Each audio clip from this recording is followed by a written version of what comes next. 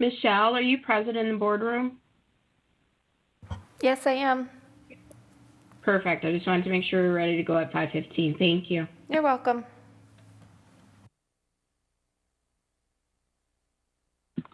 All right, it is 5:15, and I will go ahead and call our Oversight and Finance Committee meeting to order.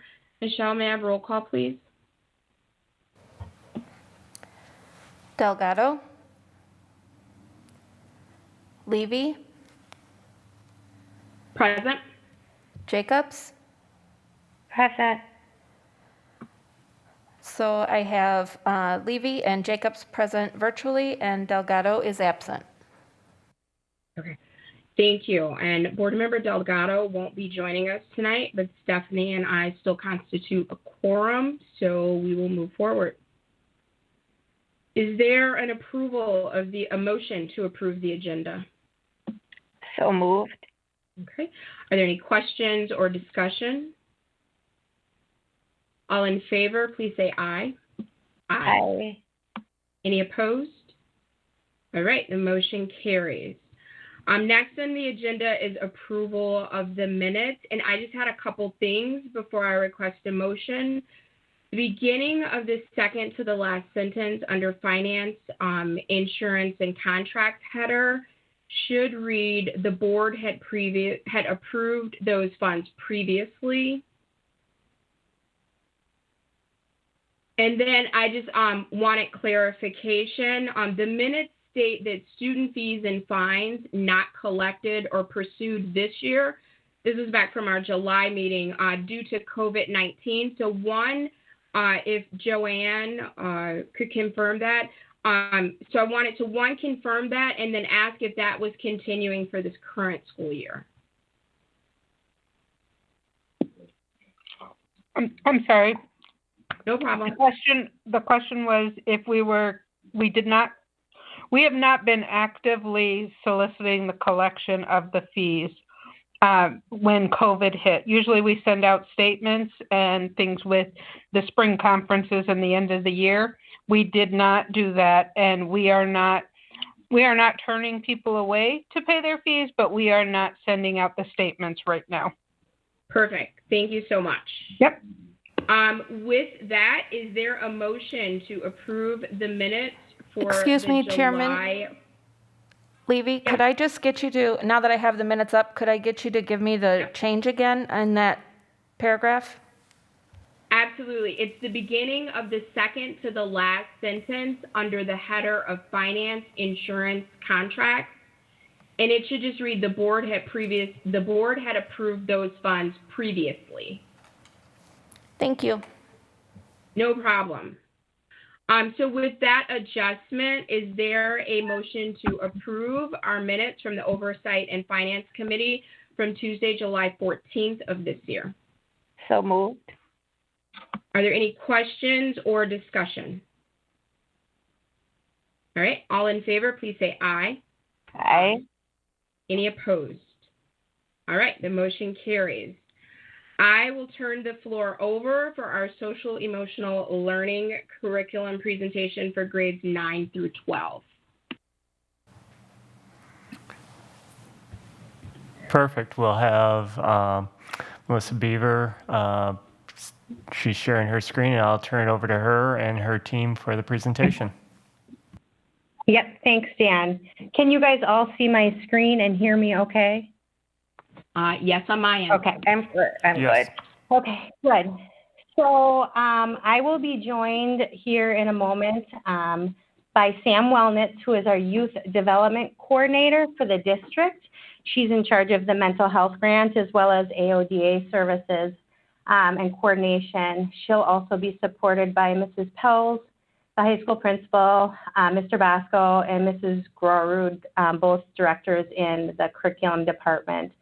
So we identified a need for social emotional learning curriculum for grades 9 through 12 because we currently do not have a universal curriculum for these grades. We're using Second Step for K-8, but we do not have an identified universal curriculum for grades 9 through 12. So under under Sam's role, she was exploring different curriculums for grades 9 through 12 and was working in collaboration with BLA and Beloit Memorial teams to identify the most appropriate curriculum that we felt for the school district. And so I'm going to turn it over to her. I am presenting and Sam will be speaking so that she can see everyone. So Sam, if I am not advancing to the next slide, just go ahead and tell me. And then if she could present and then we'll entertain questions afterwards, that would be great. Are you there, Sam? I am. Okay. Can everybody hear me? Yes. Okay. Like Missy said, we identified that Beloit Memorial and BLA have not had a universal social emotional curriculum. And as we know, going into this distance learning, educators are facing more challenges than they've ever faced before. For example, the bullying, depression, and anxiety. Another reason we are looking into SEL curriculums was that equity is ever changing in our society, and we need a curriculum that's going to address issues for both staff and students and will help increase those positive relationships between them.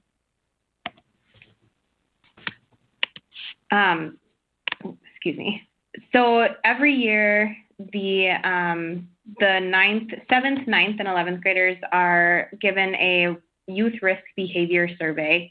Last year, it happened to fall right before everything happened with COVID. So these results are all pre-COVID. But during the past 12 months, students were polled, did you ever feel sad or hopeless almost every day for 2 weeks or more in a row that you stopped doing some usual activities? So the 11th graders surveyed, 37% said yes and 62% said no, and this is pre-COVID. 9th grade students, out of those surveyed, 33%, almost 34% said yes and 66% said no. So as we know, suicide rates across the nation are continuing to climb as we navigate through the pandemic, and assisting those teachers with just a little bit more to help connect with those students and identify them as we move through distance learning is going to be pivotal in creating those relationships. Which leads us into positive staff-student relationships are more important now than ever. Students were asked, is there at least one teacher or other adult in the school that you can talk to if you have a problem? So again, these were taken, freshman surveys were the last week of February, and the juniors were surveyed the first week of March. So juniors said 67% said yes, there's someone they can talk to if they have a problem. 16% said not sure, and 15.7% said no. Whereas the freshmen, more than halfway through the school year, 50% said yes, 25% said no, and 23% said not sure. Building a relationship virtually will prove to be very different than in person. Having that universal SEL curriculum will aid in that relationship, like I said before. And bullying. Research has shown that bullying continues to climb, not only in person, but also cyberbullying. So during the past 12 months, have you been bullied on school property? 11th grade students, 79% said no, 19.9% said yes, and 9th grade students, 80% said no, and 19% said yes.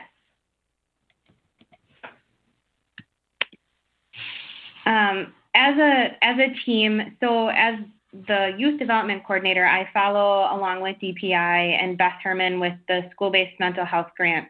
And between that and working with teams at BLA and the high school, we've done some research and watched webinars provided about just the different social emotional curriculums out there.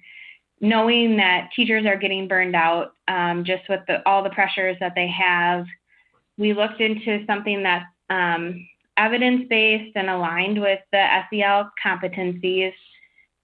And out of all the curriculums that we looked at, we looked into 7 Mindsets, Ripples, and Can Do University.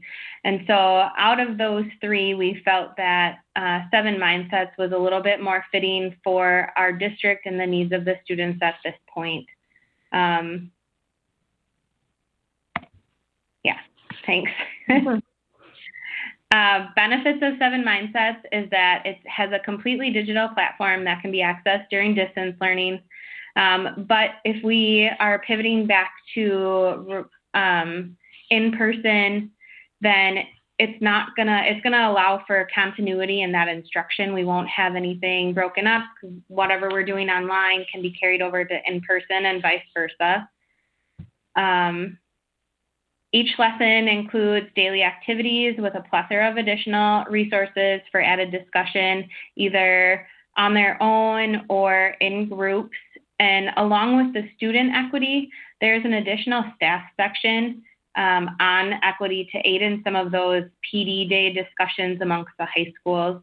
My big benefit of looking into 7 Mindsets is there's also a huge community piece for families and bringing in the community to become part of that school system.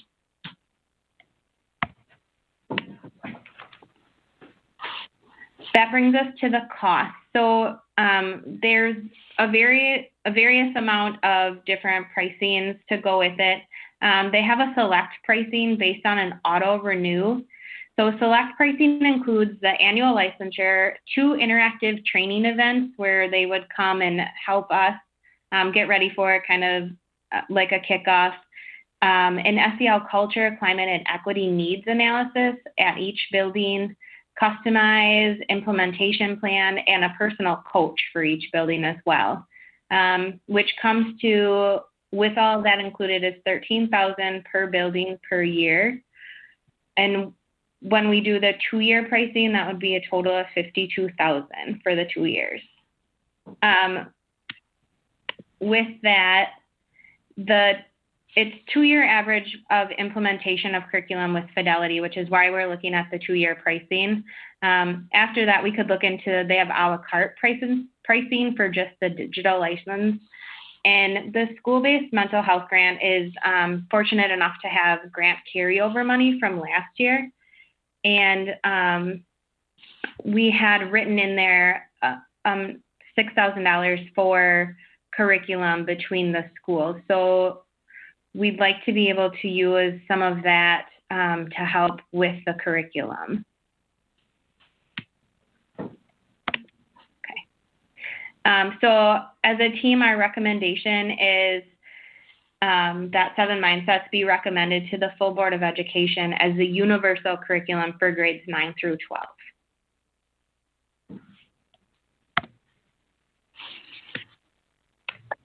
And that's what we have. So if you have any questions, we're happy to take those. I have a few. Stephanie, do you want to bounce back and forth? Do you want me to go through my list and then pass it to you? However you want, Amy, that's fine. Why don't you just, because some of mine might be similar to yours, so why don't you just go for it first? Thank you. Okay, perfect. You mentioned early and kind of throughout the presentation that equity is important. Can you briefly explain how equity is specifically addressed through 7 Mindsets? So in the demo that I was in, Amy, there's right on the website, and when you get into the digital platform, there is a special section, there's different themes. So every month you could have a different theme. So within each theme, it's embedded into the lessons, just a different equity section for each one. And I know Ms. Pels and the high school team have a lot more information on that because they sat in through a couple more demos than I did. So maybe she could help with that. I'm not sure. And I actually, now that I'm not seeing her or Mr. Bosco in the meeting, so. They're in the boardroom here. So Ms. Pels is just coming up to the podium. Awesome. Perfect. Is it on? Okay. Good evening. This is Emily Pels, Blight Memorial High School principal, and I'm actually just trying to pull up the portal right now to give some specific examples. But one of the areas of equity that I really appreciate about the 7 mindsets is there's specific professional development for staff. Oh, I'm just passing it now, shoot. Okay, there's specific. I have it up now. There's specific professional development for staff under sort of the topic of equity that, that we can work through together to help facilitate cultural competence, high expectations, and opportunity in education. So all of our staff can become or work on our journey towards, better equitable systems together and implement together through some common language that is taught through these courses. And so I'm just going to give an example of some of the areas that are discussed within the course. And my computer is a little bit slow, so it's taking a second to pull up. You're fine. Oh, and I'm getting kicked out a little bit, so hold on.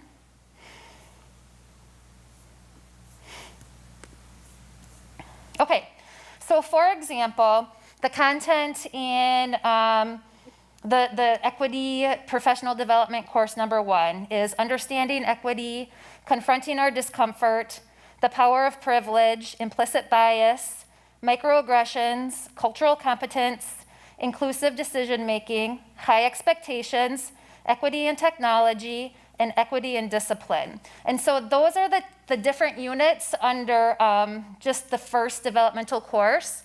There's actually 2 full developmental courses included in the platform.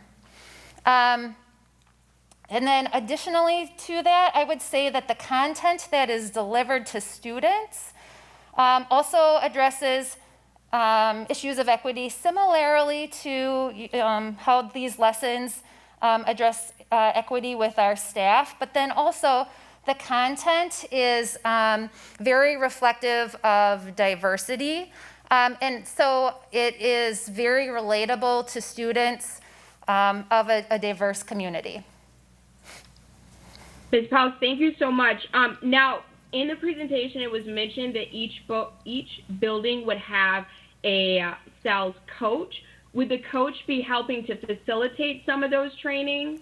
Or is that a building leader takes the material and they are responsible for facilitation? So a little bit of both, because for example, the courses that I was just describing is content available for building leaders to implement in something like a staff meeting perhaps, but the coach also will help identify through a needs assessment areas to explicitly focus on, but then we also get some professional development and coaching for the staff by the coach provided by the 7 mindsets. Perfect. Thank you so much, Ms. Powell. My next question is, will the youth survey, will that be administered again? Because I understand that the results were done pre-COVID. I'm actually going to flip that question to Sam or Missy, but I would expect us to take it if it's still an expectation of the state or the county or DPI this year. It's not anything we would opt out of. I can speak to that. So state-wise, they have pushed the survey off until the fall of 2021. But I would like to, our survey is the same as the state survey, and I would still like to administer it in the spring to 7th, 9th, and 11th graders. Okay, thank you. And then when logistically would the SELF curriculum be taught? Is it going to be embedded in the core classes to make sure everyone gets it? How does that work? So it works both. Okay, so it works in 2 ways. It will be explicitly taught to students through academic lab, and in distance learning, we have something what is called Flip Lab, where students do academic lab lessons asynchronously. But during those times that they meet face-to-face with their academic lab teachers, their teachers would be following up with them, processing and reflecting on the lessons that they do in Flipped Lab. And then, so Seven Mindsets offers, or one of the benefits of it is there's a use of common language. So the 7 mindsets are broken down into 7 themes, and then there is accompanying content that goes along with each theme. So it does provide the staff and students with a common language that would be infiltrated into the school culture. Perfect. And then, and this question is open to anyone, are you able to give an example of the community involvement through SAL?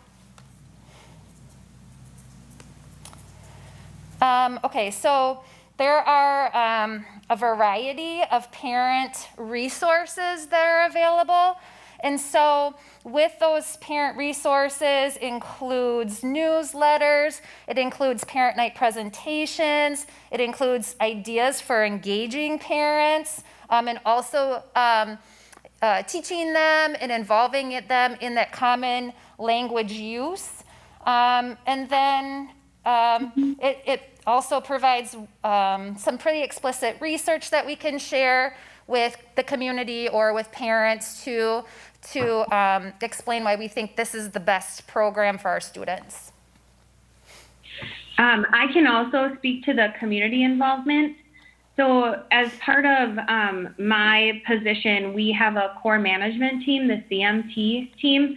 And so we're trying to get out to our district website a referral pathway. Other school districts have one, but we're trying to set one up through our district and set it out to the community members who might be noticing some of our youth having some of those key signs during this pandemic. So not only does it have all of these great resources for parents, but we can also share that with those members of our core management team as well. Perfect. And then my final question is just for clarification. So am I correct in understanding that the 2-year pricing, which I get, you want to do the full 2 years for Fidelity, that covers all of the options, and if we extend it beyond that, then we could select a la carte for a lower rate for the portions that we found work best? Yes, that is correct. Okay, perfect. Stephanie, any questions? Yes, thank you.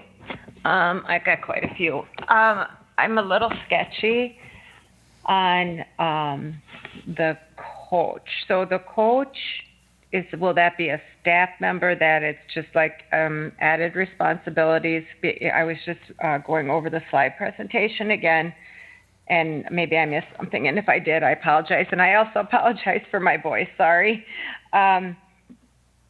So what does that coach person look like? It's not a full-time position, correct? It's actually not a position at all. It's support offered by 7 Mindsets. So, you know, it's the person or the team of people that will come in and provide the professional development to the staff from 7 Mindsets. Okay, sorry, Emily. I totally misunderstood that one. So have there been, how's the research? I'm sure you've done due diligence with research, everyone has. Can you tell us a little bit about how it's worked in other districts?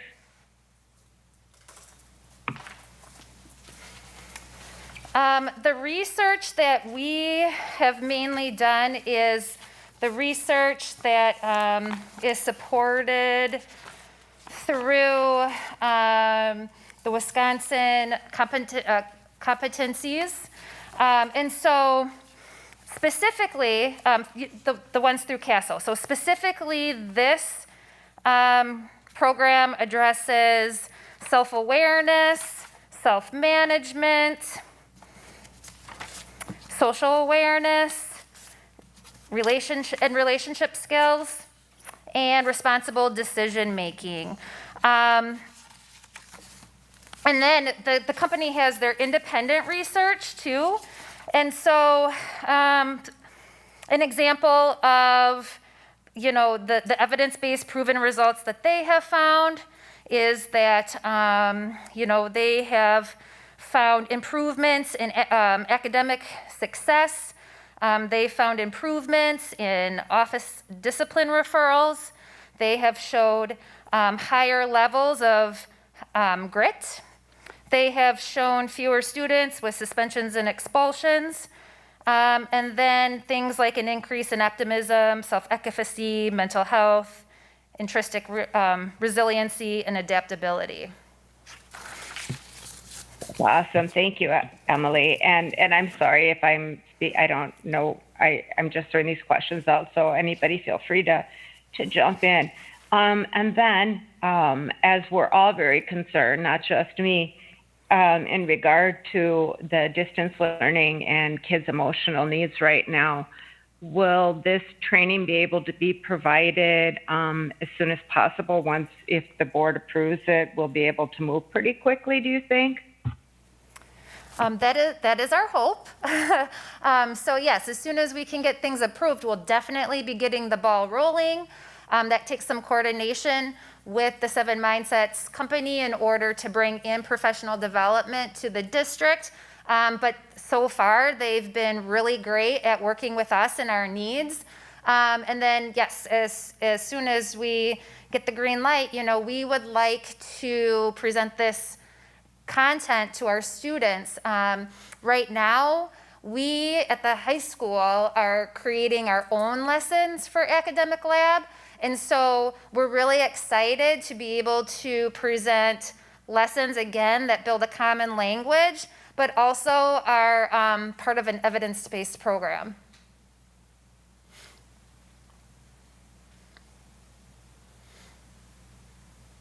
I'm sorry I couldn't get my mic to work. Thank you. Those are all the questions I have. Thank you. All right, thank you, Stephanie. Thank you, everyone who presented. I appreciate all of the information. Is there a motion to recommend the secondary social emotional learning curriculum 7 mindsets to the full board for approval? I make a motion to move to the full board the approval of the 7 mindsets social emotional learning curriculum for grades 9 through 12. Thank you. Are there any questions or discussion? All in favor, please say aye. Aye. Any opposed? All right, the motion carries. I will turn the floor over to Ms. Armstrong and Ms. LaPointe for our finance, insurance, and contracts portion of the meeting. Good evening, everybody. Summer is a busy time for the finance department. As you can see from these reports, there's been a lot going on. We spend July finalizing a lot of transactions, paying the final June invoices through AP, getting our summer payrolls booked, and making our final grant claims for the fiscal year. And then in August, we are doing our state reporting and audit field work. So a lot going on. So let me share my screen here. Bear with me.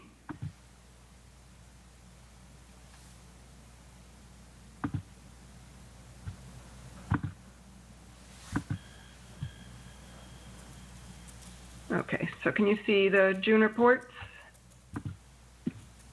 Yes, I have a quick question before you begin. Mm-hmm. The header on the report before you click on it says combined June and also combined July 2020. Have the reports been combined in some way? When I run reports out of Skyward, you have the revenues and the expenses, and then when I put them all together, I just call it the combined file. Perfect, thank you. Sure. So we have kind of a unique benefit this year of this week of seeing not only the June numbers and what goes on in the final, end of the year, but also to see the July numbers. So for those of you who are new to the board, you kind of get the full circle. As you can see, there was a lot of activity in Fund 10, revenue and expenses, and that contains several end-of-year transactions. We get a large portion of equalization aid in June. We also see the open enrollment transactions in the revenue and expense. And we also book, like I said, the final grant receivables. Those get posted. We might not actually receive the revenue until July or August on those grant claims, but we book the revenue in the fiscal year in which it is earned.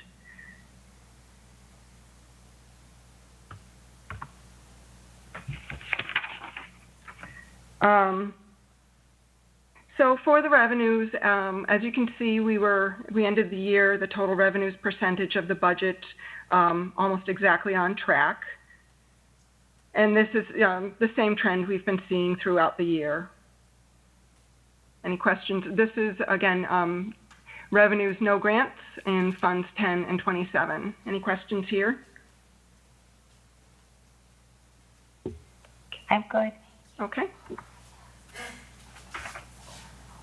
And then the expense side of the no grants, again, we see the same trends, for the end of the year percentage. You can see 97, almost 98% of the budget. We did an excellent job staying within our budgets, obviously, especially given the unusual end of the year circumstances. In this report, you can see that the OPEB is now fully funded, so we were able to see some savings there this year. And some other items that went into these numbers, obviously with the COVID shutdown in March, we didn't have end of the year field trips or athletics. They're not big ticket items, but there was just a lot of unforeseen going on in these numbers. The good news is we continue to pay staff, which is a requirement of some federal COVID funding. Could you just pause for a minute and explain to anyone who might be listening what OPEB is? I know you mentioned that it's now fully funded and coded back to the district. Right. So those are the post-employment benefits, which, as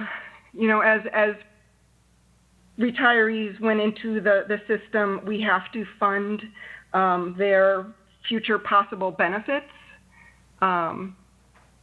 So over the last several years, we've obviously been building that fund. We are now at a point where we no longer have to put into it. It should be self-sustaining, barring any major changes. So we no longer have to, the district does not have to fund that year to year. Does that answer your question? It did, thank you. Okay. Okay, and then on the revenue, side for the grants, again, trending, all of these categories, we trended the same all throughout the year. We reached about 90% of the revenues received after final grants revenues were booked to June. Anything that was not spent, and you'll see this on the expense side as well, can be carried over along with any allocations for the next fiscal year. And here's the expense side. Again, 87.92%, so trending the same, and we finished slightly lower overall, probably somewhat due to the COVID shutdown, but like I said, unspent funds in some of those grants can be carried over to the next fiscal year. Any questions there? I will switch. I'm sorry, I do. First of all, it's so awesome they're allowing us to carry over. Do you know how that's going to impact any grants this year because we're going to have that carryover?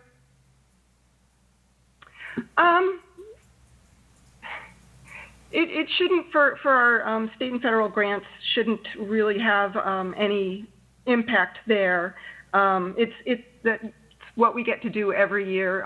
If there's anything unspent, we get to carry that over, and we just add that to the allocation that we receive. And then we will also be receiving some funds for COVID through the CARES Act, which will definitely help with some of the unknowns that we will be facing. Maybe I am incorrect, but I thought that some grants, such as Title I, did not carry over normally? Yes, they do. Yep. Okay. There are usually limits at a 20 to 25% carryover, Stephanie. I think that's what you may be thinking of. Yes. Those have been suspended due to COVID for right now, so districts were able to carry over their CLC, their title funds, because of the situation of COVID not being able to meet those 25% thresholds. Thanks for the clarification. That's what I had in the back of my brain. Thank you. Okay. Yep. All right. Let me get the July numbers up.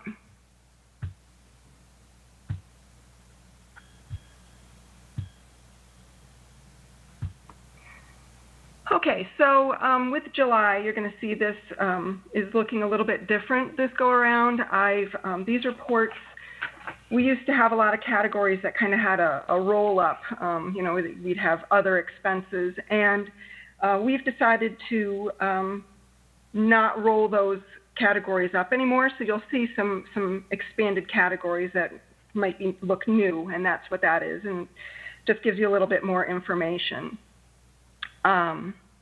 In July, like I said, a lot of the grant revenues that we are receiving are booked to June. So when you see a low revenue number, that's not necessarily a cause for concern, especially after all the aid that we receive in June. It's not a reflection of our cash flow. Another thing to note at this time of year is that we do not have the budget set. That happens in mid to late October after the student count and state aid certification. So you won't see the budget amounts for this year or last. So you're just really comparing year to year to see if you're on track.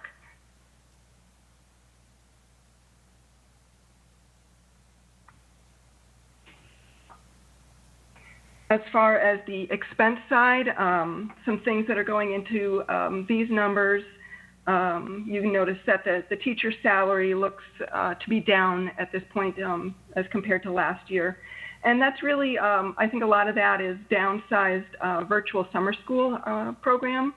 And also some of those teachers were paid through an addendum, which is a category a little bit further down in the salary section. Other than that,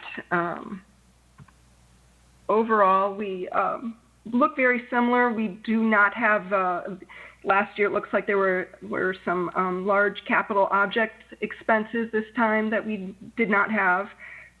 So otherwise, we're on track for the beginning of the year.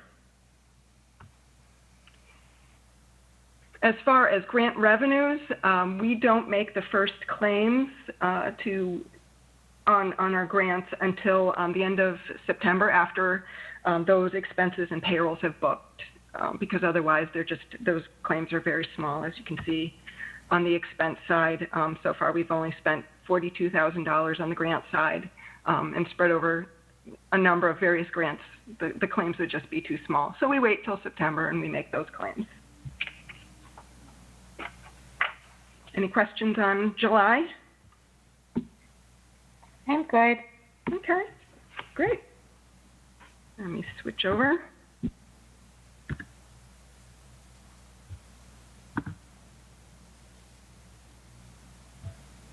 Bear with me.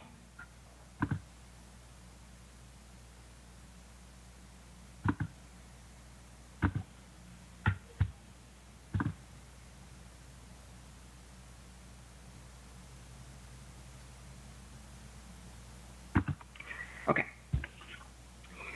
So the June budget adjustments, what we typically do is present to the board the budget adjustments at two different times in the year. So we did one through January, and I've posted those numbers. So we started with the original budget in October.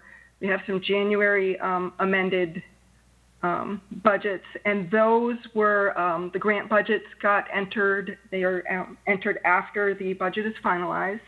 And then we see some other things in the first half of the year, like the common school funds allocation is typically announced. So that's what went into that presentation in January. In the second half of the year, there are some things that might come up, usually not nearly as much as the first half of the year. So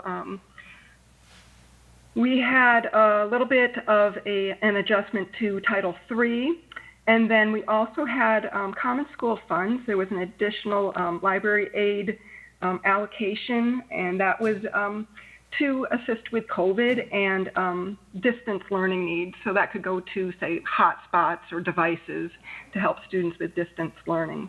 So there was an additional allocation there for that, and then just a small adjustment to flow through that happened. But those happened early in the second half of the year. Any questions there? I do have a question. There are 2 documents attached to this section, and I'm assuming that the one that you're showing now is a summary of the longer one with the same heading. Is that correct? Yeah, so the other one just has more detail about where those changes landed. Right. So my 2 questions are actually for the lengthier document. Okay. The first one, there was a $313,168 less from SAGE out of that 650 fund between October of 2019 and June of this year. If you could kind of give some context for that. And the second one that jumped out at me was the $106,445 amount less in that same time period between October of 2019 and June of this year from the business administration count, that 250 and then followed by 3 zeros. Okay, where was the second one? I'm trying to... The second one is further down from the SAGE line. It's business administration 250 space, and then there's 3 zeros. And in parentheses, it's $106,445 for business administration. Okay. The first one on the SAGE, I would have to look at what that is. That happened it happened in the first half of the year after the original budget was announced, but in between then and January. So I'd have to look back and find out, and I can get that information for you. Thank you. Yeah, and then as far as the business administration, that doesn't necessarily mean that we got less money, but it just means that there was a budget transfer that went into different areas. So we ended up needing less in that area. So do you know where those transferred funds went to from the business administration account? Again, I'd have to get the detail on that. I can get that for you if you like. Perfect. Thank you. Sure. Any other questions? I don't. Stephanie, do you have anything? No, I'm good. Thank you. All right. No, quick question for clarification. The budget revisions, those were just for information, correct? Correct. Okay. Is there a motion to approve the financial reports for June and July to be passed on to the full board? So moved. All right. I'm sorry. This is Joanne. I'm sorry. The board does have to approve the budget revisions because they have to align. We have to have any transfers between the 100 series functions and 200 series functions approved by the board. And these adjustments are to align with our end of the year reports with the state. So those differences that you're seeing where that 106,000 in business expenses, that taking away from the 250,000 is being incorporated in all of those additions up in the 110,000. So you'll see that went up 510,000. So these revisions, although I can't tell you exactly which one it was at this point, all of those reductions and additions are equaling out to their percentages. But if it changes between a 100 function and a 200 function, that is the difference between instructional and in the classrooms. and support, which is not in the classrooms.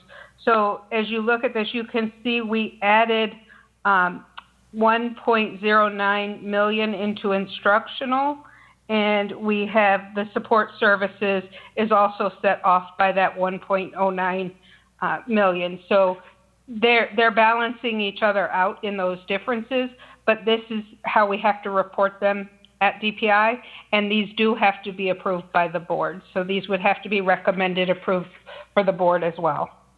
Perfect. Thank you for that clarification. I would like to offer a friendly amendment, Stephanie. Is it okay if we adjust your motion to include the budget revisions with the specification for requested information for details for that SAGE category and the business administration category? Yes. Do you need me to rephrase the whole thing? Or you could just say so moved if Michelle got that. Okay, so moved. Michelle, do you need me to repeat anything? No, thank you. Okay. And then it also just dawned on me that I had not been seconding those motions. So I second this motion. Are there any questions or discussion? All right. All in favor, please say aye. Aye. Any opposed? All right, the motion carries. So our next meeting date will be Tuesday, October 13th, time to be determined. Is there a motion to adjourn?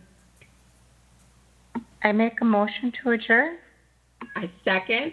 Are there any questions or discussion? All in favor, please say aye. Aye. Any opposed? All right, this meeting is adjourned. Thank you.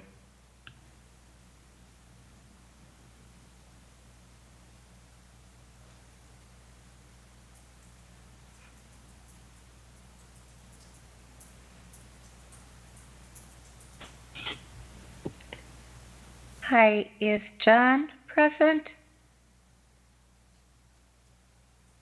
It's not showing up on my screen. In the boardroom? I am present. In the boardroom, John? Thanks, Amy. Okay, well, since we're all here and ready, I'm going to call the Policy and Personnel meeting to order. It is 6:02 p.m. Michelle, may I have roll call, please? Jacobs, Here. Wong, Here. Levy,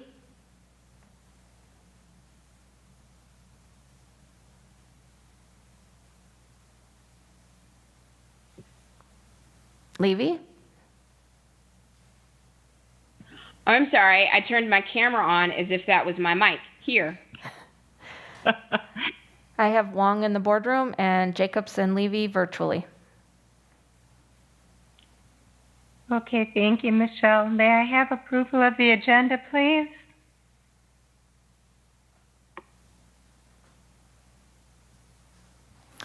So moved. I'll second that. Okay, we have a motion and a second for the agenda. Any other discussions or questions?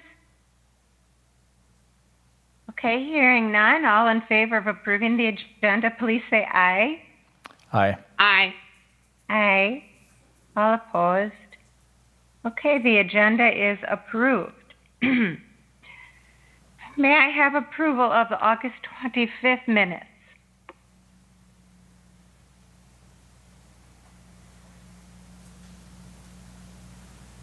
So moved. So moved.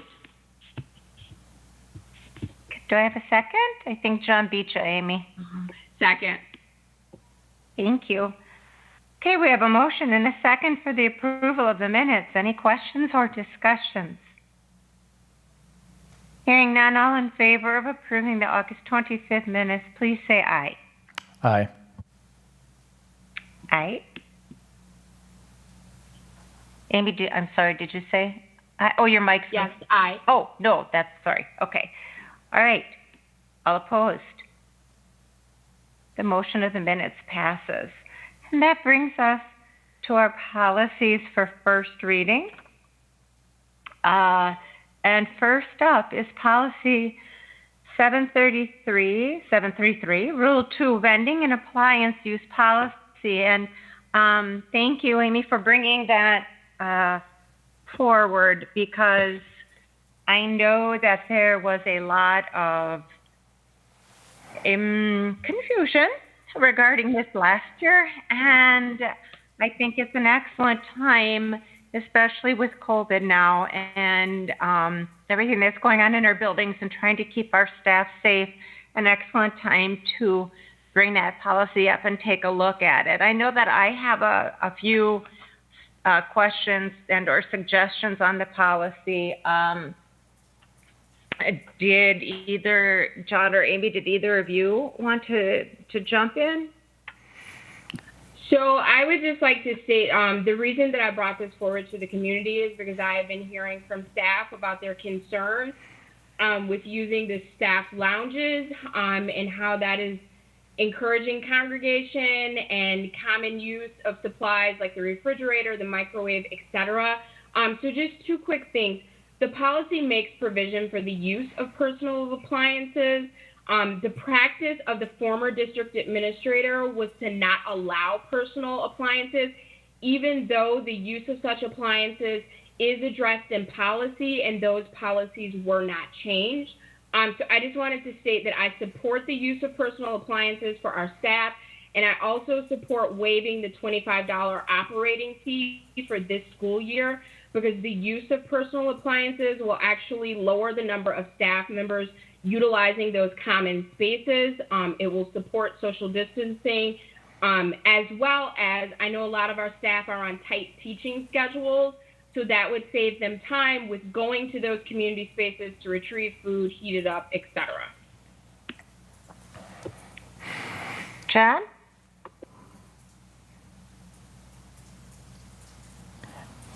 I guess a question I would have, and it's in reference to Board Member Levy, is just would we want this waiver to be for the entire year? I mean, obviously, if we're hopeful that we'll get back in the classrooms and then we'll be in there, and I know that obviously social distancing will probably still be intact, but I'm assuming you're including that and not taking into account that we may be back in the classrooms. Or if there is a vaccination and we're all back, would that still apply?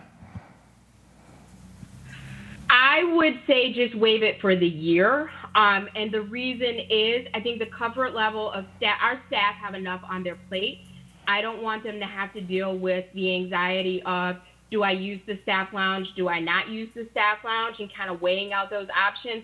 And then just the time saving. I know for my students alone, their teachers are teaching in the morning and in the afternoon with not much of a break in between. And realistically, our teachers are fielding questions in those in-between times.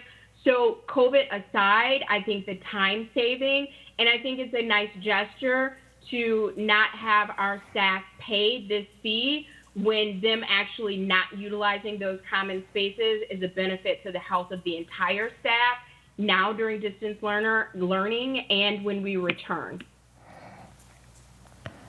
Okay, I'm good with that. I'm not.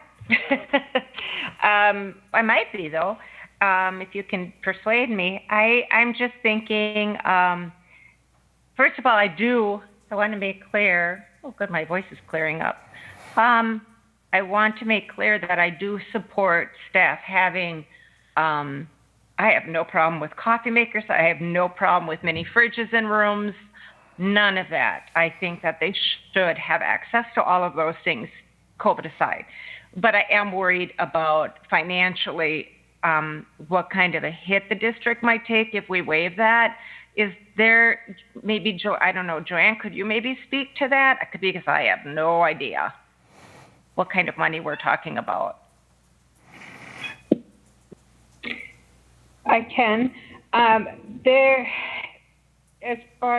trying to bring up my report. I had done a report on this previously. And when we presented just for cost-wise, in 2018, we had talked about it was then the Finance Committee, about this policy and this rule. it was given at that point that the estimated cost of using a mini fridge is approximately $180. They are energy hogs, and they're not energy efficient. That is one of the reasons that committee had made the recommendation that we not pull them out of the rooms at that time, but really ensure that our staff know the cost of what those appliances are costing the district. In 2018-19, we had, actually I'm going to the very bottom of my report here, I'm sorry. We had assessed $4,300 in fees, and that's at the $25 fees. That's not including vending machines that are the $135 fee. This is just for personal refrigerators. Of that, we actually collected $4,150. So we don't typically collect it all. It is quite labor intensive to try to collect these fees because staff of all buildings don't necessarily come and just volunteer that they're going to pay their fees. So it is something that we have invested a lot of time and effort into. And I don't like being the fridge police, but we also have situations of food that spoils. People put the lunch foods in the refrigerators. This is more when students are in capacity or in the buildings that things spoil, and we are against USDA policy by storing not eaten breakfast and lunch foods in there because you can't reserve that. Once it's been served, you can't hold it and give it to people later. So that is a problem where we've had compliance issues. But so we're talking, roughly about $4,000 in revenue. It's not a money maker by any means, and that's not the point of it. Okay, Amy? Thank you. I would like to entertain two possibilities, but I need some clarification. The first is, I know that we are receiving, I believe we're receiving additional money for COVID-related expenses. Could we bill that approximately $4,000 as a COVID-related expense? Or Plan B, I know that there is a fund, the name of it is escaping me in this moment, but it can only be used for food services. Is this something that could be covered under that? Or C, could we forego the vending machines because that would be some of the same issues as staff lounges would have? And because the vending machines would be not functioning or unplugged during this time, could we use that as a balance to allow staff to have the personal appliances while waiving the $25 fee? Okay, I think I can address most of those. The Fund 50, which is the nutrition service, that is for school nutrition services. It can't be used for personal devices for staff or that has to be for the USDA food service programs that we have and what we generate from our food and service provisions. So we could not use it for that. As far as the ESSER and CARES funding, I think it would be a little more difficult to code it to that as a directly impact COVID-related expense because you're trying to tie that to how you do distance learning. We're looking at primarily using it for PPE and sneeze guards and technology for our students. The $4,000 revenue, everybody in this room knows I am not one to throw money away or look at those types of things.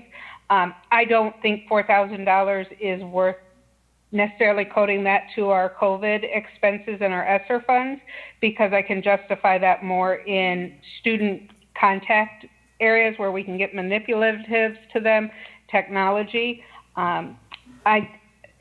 I am truly not, I'm not going to lose 100 hours of sleep over $4,000. I'm going to say that this becomes more of an issue of once we have them out of the buildings, how we get them out of the buildings again.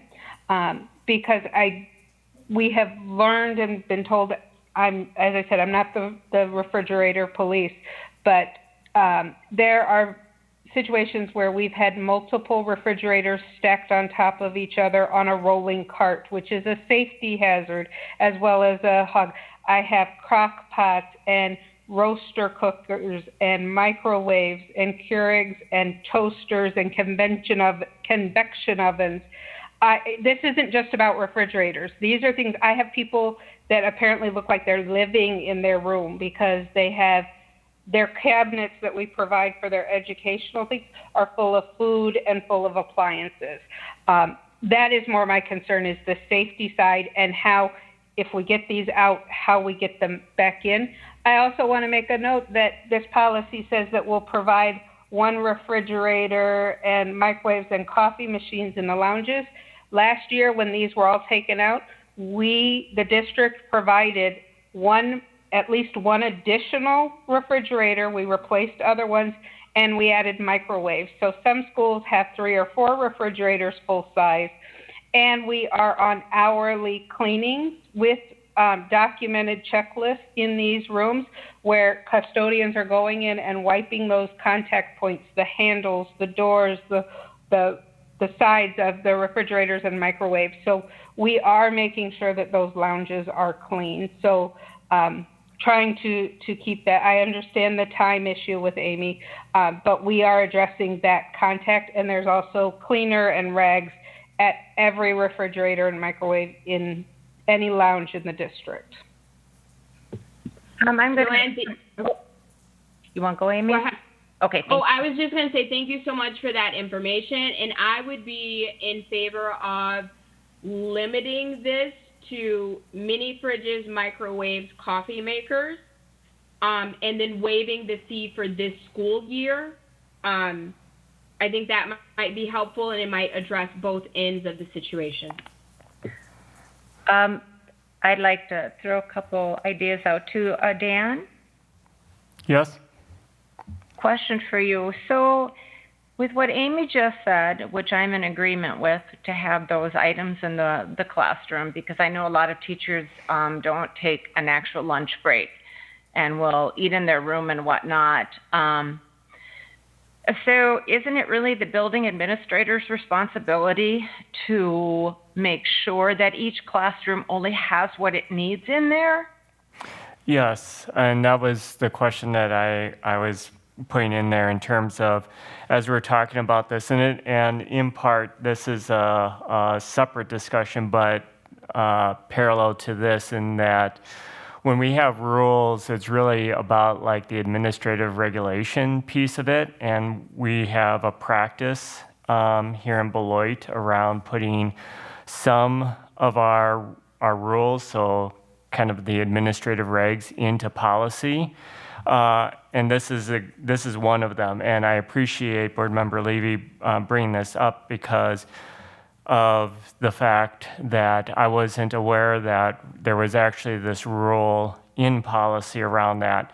So the policy gives authority to 2 different entities. So the building administrator is responsible for decisions around refrigerators, vending machines. It also talks about other appliances. However, later down it says that the director of facilities is the decider on microwaves, coffee machines, and things as aquariums. So when they say other appliances such as, so there's pieces in here that from a policy standpoint create a little bit of who's on first scenario.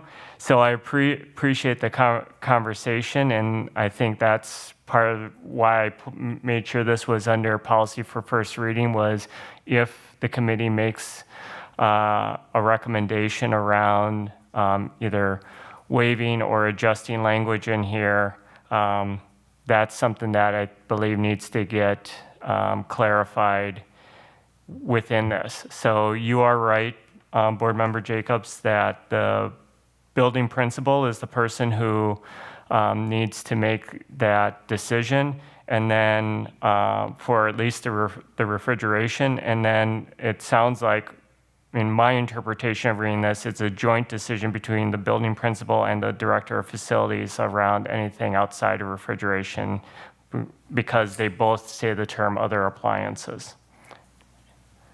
Right. Committee members, would you be open? I don't want to take a lot of time, but I do think this is an important thing, because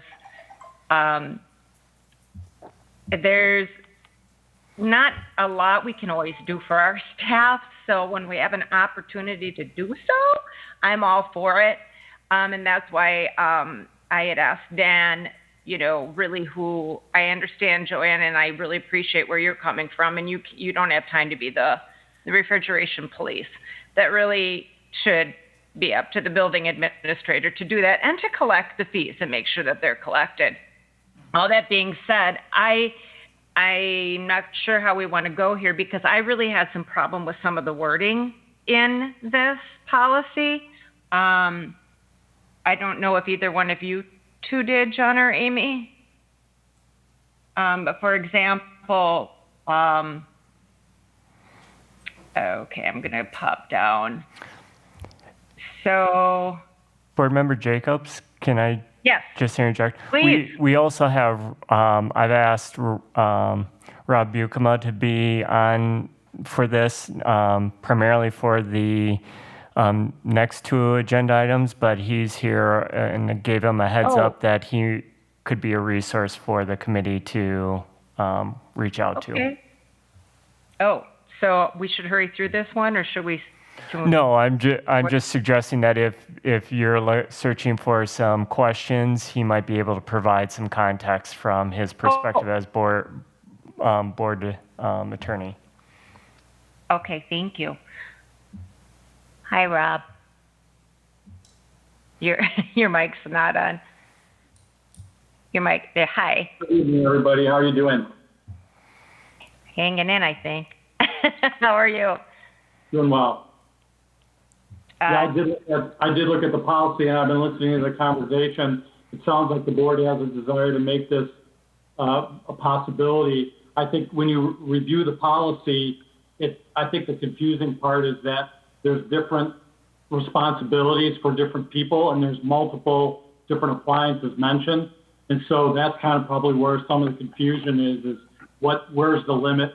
Like Board Member Levy was talking about, is there a limit on the types of appliances that can be used and that are going to be subject to the waiver? And then the other is, what responsibility does the administration of each school have to make sure that this is done safely? Because I'm sure the board cares about that. Like if somebody isn't keeping the food sanitized, or if there's mold, or if there's other things that are happening, those are things which I'm sure the board would expect the administration to manage, I'm guessing, right? So I don't know if that's not in the policy either. Yeah, I get, John, did you want to say something? Oh, I'm sorry, John. Or Dan, did you say what you wanted to? I apologize, guys. I haven't been looking at the chat box. Dan, did you say what you needed to? Yes. I'm sorry. Go ahead, John. Okay.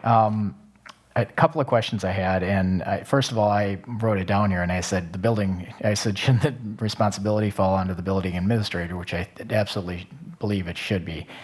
It shouldn't be any, and if there's any type of discussion or question about it, then we could go to the director of facilities. Some of the questions I had were, one of the things was, Joanne had mentioned that there was $4,000 in fees that was collected previously. That equates out to 160 units based upon the $25. If you do the math on that, it equates out to an expense of near about $28,800 is what I came up with. So that's what we have to look at here. That's the actual expense that these devices or these appliances are costing us. And that's just based upon the ones that we are collecting fees on and any others. So it is an expense. It's not just $4,000. It's more like probably $30,000. Secondly, I think that I do agree that we need to have this available, and I appreciate Board Member Levy's comments about with the COVID situation and the congregating of individuals trying to reduce that as much as possible. But I consider buildings like, you'd mentioned, it said in the policy that there was one refrigerator put in. I'm looking at a building like the high school, and to think that, you're going to have one refrigerator for the full staff there, and the walk time that they would have to get to that refrigerator, I think it's ridiculous to think that that's an option for many of the staff in that building. So we have to consider that and whether it can be done. What I would encourage would be if it's by department and in certain areas whereby we could have a reduced number of units, but yet people share them. And then perhaps that would even help with some of the potential issues of old food, moldy food, or bad things in the refrigerators. We wouldn't have 20 or 30 people in one fridge. It might be five or six. So I guess I would throw that in there. It's not something that we can necessarily put in policy for this year, but I would hope that people would listen to that and say, yes, I'd be happy to work with people in my department in doing that. So just my comments.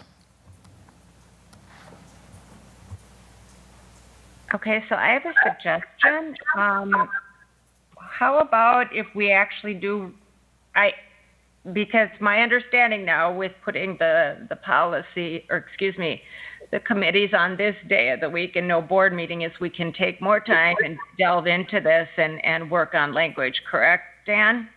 And I'm being really formal on the committees. I hope that's okay. Correct. Okay, so I would like to make some language changes. Amy and John, are you guys up for that? In the Go policy? for it. Okay. Well, how about I just start reading and, I'm sorry. Joanne, you had a question? I'm sorry. Go ahead, Joanne.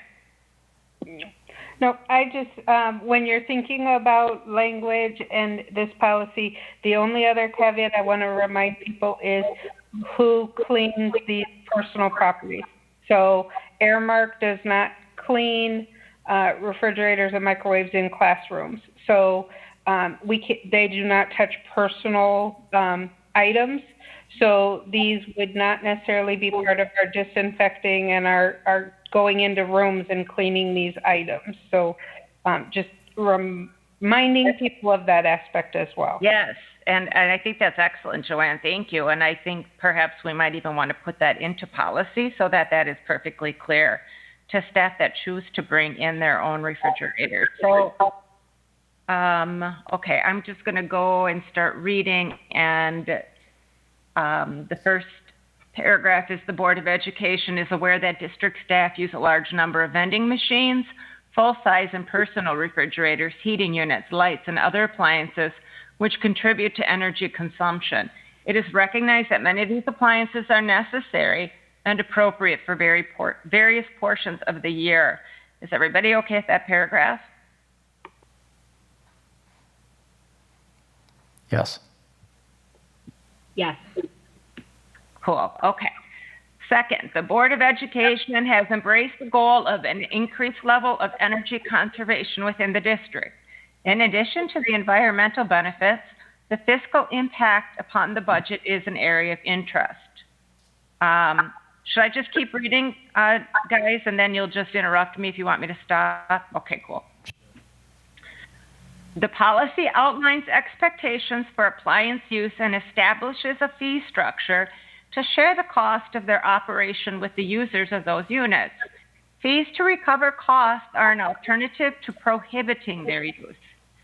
The installation of vending, refrigeration, and other appliances are permitted subject to the approval of the building's administrator. It is recognized that the benefit of installing equipment must be evaluated in light of operating costs. Okay, so far so good? All right. John, was that you? Nope, I'm good. Okay, good. And then number 1, an operating fee will be assessed from the proceeds of each vending machine payable into the general fund utility budget. And it says refrigerated vending, $135. And my understanding is that is for a full-size refrigerator, correct, Joanne?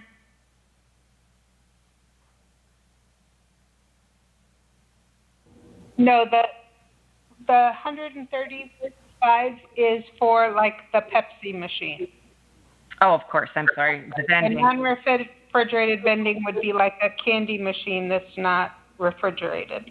Okay. Or chips or something. Okay, I'm just peeking down through. Okay, I would suggest here, because how much did the buildings have to pay for one? I thought the buildings had to pay for one refrigerator, Joanne, or how does that work? No, the district provides them, and there is not a single building with only one refrigerator. We have provided additional, that's what I was speaking to when I spoke earlier, that we have provided at least a second, if not more, to every school because they took away the option last year for the personal devices. Okay, so, and I apologize because we're just talking vending under number 1 anyway. So, right. And those are primarily paid by the PTOs or the athletic yes. groups, and so we do get quite a bit of feedback on that as well because the staff use those vending machines for pop or Gatorade or whatever they've got in it, and they don't feel that their PTOs, not all schools have PTOs, should have to support that side of it. So that's a contention. And then the non-refrigerated vending would just be chips, stuff like that, candy bars. Yeah, we don't have very many of those. I don't think we have any at this point. Okay, well, that would be good because we do want to be a healthy district. So if we don't, why is that in policy? Because we used to, and if they were ever to come back with healthy snacks or whatever, they still utilize electricity, so I would be hesitant to take it out. Okay. Are you guys, is the committee fine with just leaving it that as is for number 1? I'm fine with number 1. Okay, cool. I'm good. All right. 2, an operating fee of $25 will be assessed to buildings, groups, or individuals for all refrigerators / coolers payable into the general fund utility budget. I'd like to stop right there. Isn't a cooler what you just put ice in? What am I missing here? Anybody? The coolers you're looking at like milk coolers or the cabinets in like the cafeteria that have the slide doors that some people use those within their building. Why? Because that's sometimes what the PTO has purchased or provided. Oh, okay. All right. So like a cooler, like would that be like a freezer type thing, Joanne? No, not necessarily. It's like a non-standard refrigerator. Okay, well, I just learned another definition for cooler. I feel very good about all this learning I'm getting tonight. All right, thank you. So, payable into the general fund utility budget. Each building may have one, okay, now we're going to have issues because it says each building may have one full-size refrigerator, one nursing office refrigerator, plus refrigerators used directly for curriculum purposes without an energy fee.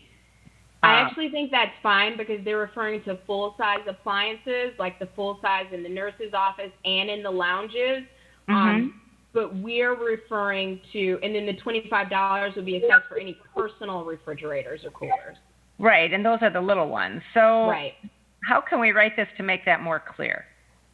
I think the full-size makes it clear of the differentiation between the individual refrigerators and coolers that you might find in a classroom and the full size that you might find in the nurse's office or a lounge. Okay. I would say that because we say all refrigerators / coolers, I would think to be, you could interpret refrigerators to say any size refrigerators, even though we were talking about the individual ones that are more the mini size, so I just offer that up as a suggestion. Yeah, I guess if I'm following you, Dan, I guess I would personally prefer to have written language in there as a mini-size refrigerator, because since that's what the teachers are really talking about and are putting in their classrooms. That works. Okay. Could we, let's see, each building may, just a separate, should we just add a separate sentence? Well, before we get to that, what does it mean plus refrigerators used directly for curriculum purposes without an energy fee? So that would be. So for example, Nope, go for it. Like the SAPR office has a full-size refrigerator. So if students, if that is a part of your program, you may have a full refrigerator. Home Ec might have a full refrigerator as a part of their programming. I'm learning a lot. Thanks, Amy. So should we put a sentence in right after that, since we're talking about refrigeration, that, and I don't, help me with wording, a staff member may have one mini refrigerator per classroom? It could be as simple as in the first line, an operating fee of $25 will be assessed to buildings, groups, or individuals for a, and take out all, strike all, put a mini refrigerator / cooler payable to the general fund. And then you can leave the rest in terms of the language if the committee's happy with it. That works for me. What about you guys? Works for me. I have a question, and it's sort of related but not related to this. I guess, educate me, please, somebody. What are, besides the obvious of lunches and things like that, what are the refrigerators used for? Oh, goodness. Sometimes teachers will put, oh, gosh, let me think now. I'm thinking back. It might, a lot of times, I'm just thinking, if there's like a pair assigned to a room, there's actually 2 people, maybe 3 people sharing a refrigerator, a mini fridge. That's pretty common.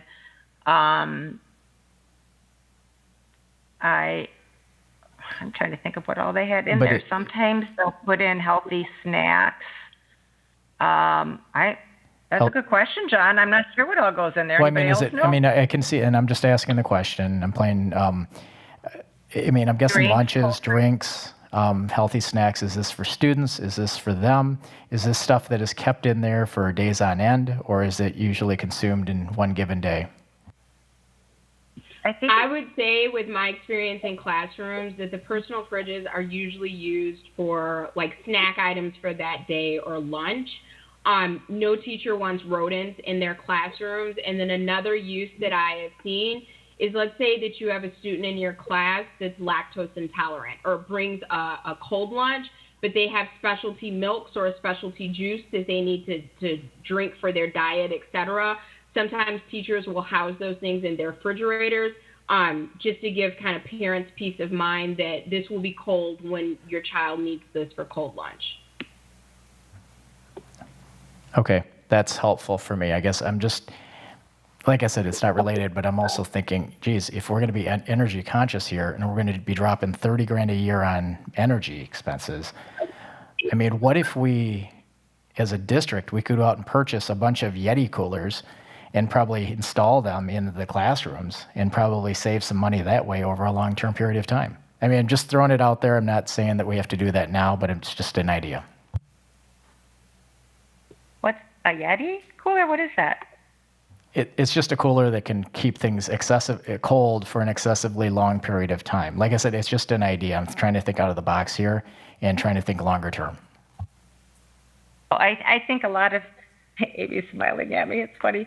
I think a lot of times they put drinks and stuff in there too that, so like they'll pick up a 6-pack of whatever they're drinking. Okay, that didn't come out right. Like a 6-pack of Pepsi or something like that. And I think they store things like that. It's kind of and they're not really that big either. I just feel really strongly that it's a perk we can provide for our staff and makes their life a little nicer. but that's my personal opinion. Shall I keep going, everybody, then? Michelle, are you jotting all that down for us? Yes, I am. Oh, you're so good. Thank you. Okay. So that would be then under 2, and then number 3. And here's where we get, and we're talking about the Director of Facility Services. Unless approved by the Director of Facility Services, all vending machines and refrigerators must be disconnected during the summer, except 5 days before the start and 5 days after the close of the school year, with the exception of schools holding summer school. I would say change Director of Facility Services to Building Administrator. What do you think, everybody? I agree. John, Dan? Yep, I agree on that too. I struck through it and wrote it in. I'm sorry? I'm keeping track of that, so yes. Okay. 4, alternative lighting must be on timers, except as permitted by the Director of Facility Services. What alternative lighting? Can somebody give me an example? Yes, this would be like bringing in the holiday lighting for trees, bringing in the LED lighting that can change color and so forth. I'm just throwing it out there asking, is that necessary?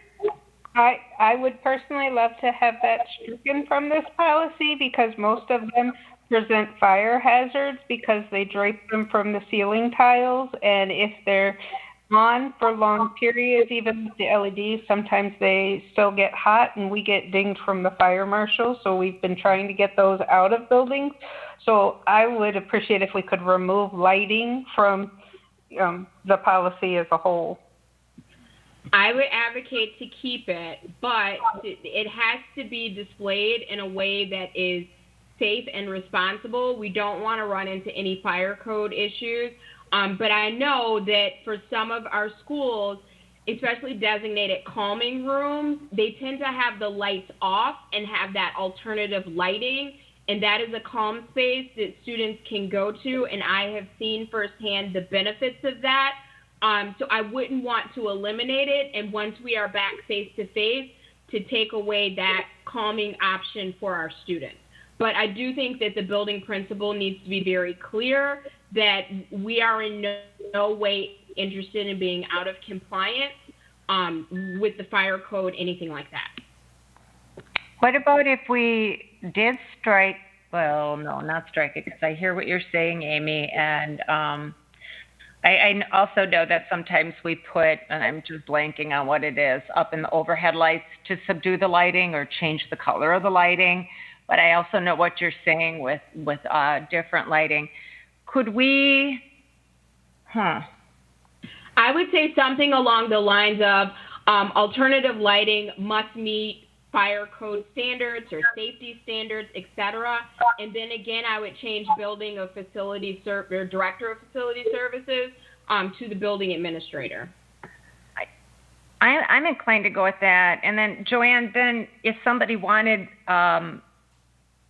or if we even get more, if we say, I'm concerned about changing that because I don't think that the principals are knowledgeable on necessarily what fire codes are. I would like to have facility services still be able to look at that alternative lighting to give suggestions. If we keep it in policy, that's fine, but I would want to have someone who's trained in that capacity be able to look at it and make the determination and offer alternatives. One thing I do want to note as well, though, is as we've been replacing all lights, and we've been doing this very progressively and robustly, all of our lights are being replaced with LEDs that have dimmer switches. So every classroom has the ability to dim their lights very low or turn off, so that we are trying to accommodate that within our classrooms as well. I don't know if you've seen any of those changes that have come through, but any classroom that's had lighting and ceiling replaced, which are quite a few at this point, are now on LED dimmer switches. So I would, just for clarification, I would like for it to say alternative lighting must meet safety standards, or however we want to be tweak that, and be approved by the Director of Facility Services. So if you have that approval, that will ensure that you meet all of our code standards. How about just using the words must comply with building/fire codes and be safely displayed? That was the phrasing you used. Does that make sense? Could you repeat Say that that? again, Rob? Yes. Alternative lighting must comply with building/fire codes and be safely displayed and be approved by the Director of Facility Services. I like that. Everybody else? Yeah, I'm good with that. That works. And then, oh, Nope, I appreciate go that. ahead, Joanne. I'm sorry, Joanne? I just said I appreciate that you tweaked that a little bit. Thank you. Yeah, would it be okay if, like, for, because that would be up to fire code, if they had timed, if somebody, like, for the holidays wanted to put up white lights, like, around their smart board and they had it on a battery and a timer, would that be okay? As long as it was within safety code, and I would say they're not, they have to have the UL code, just like our space heaters, so the California code for safety. And that's what Sean will verify when he looks at the lights. Oh, okay, thank you, because I'm thinking too, just for some of our other kids too, that actually do better with a different type of lighting too, so. Okay, so, Michelle, can you read that back? Sure. I have alternative lighting must comply with building and fire code standards and be safely displayed and approved by the Director of Facility Services. Okay, awesome. And then going forward, number 5, other appliances such as aquariums, microwaves, and coffee machines.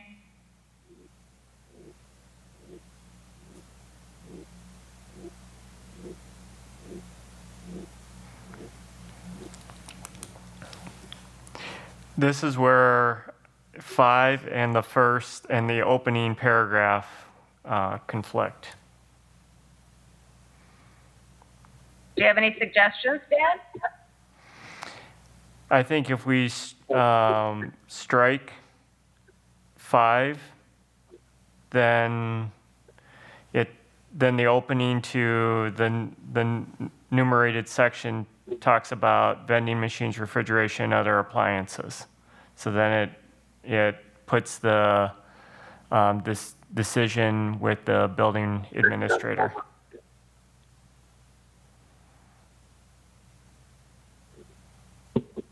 Is there a reason we need aquariums?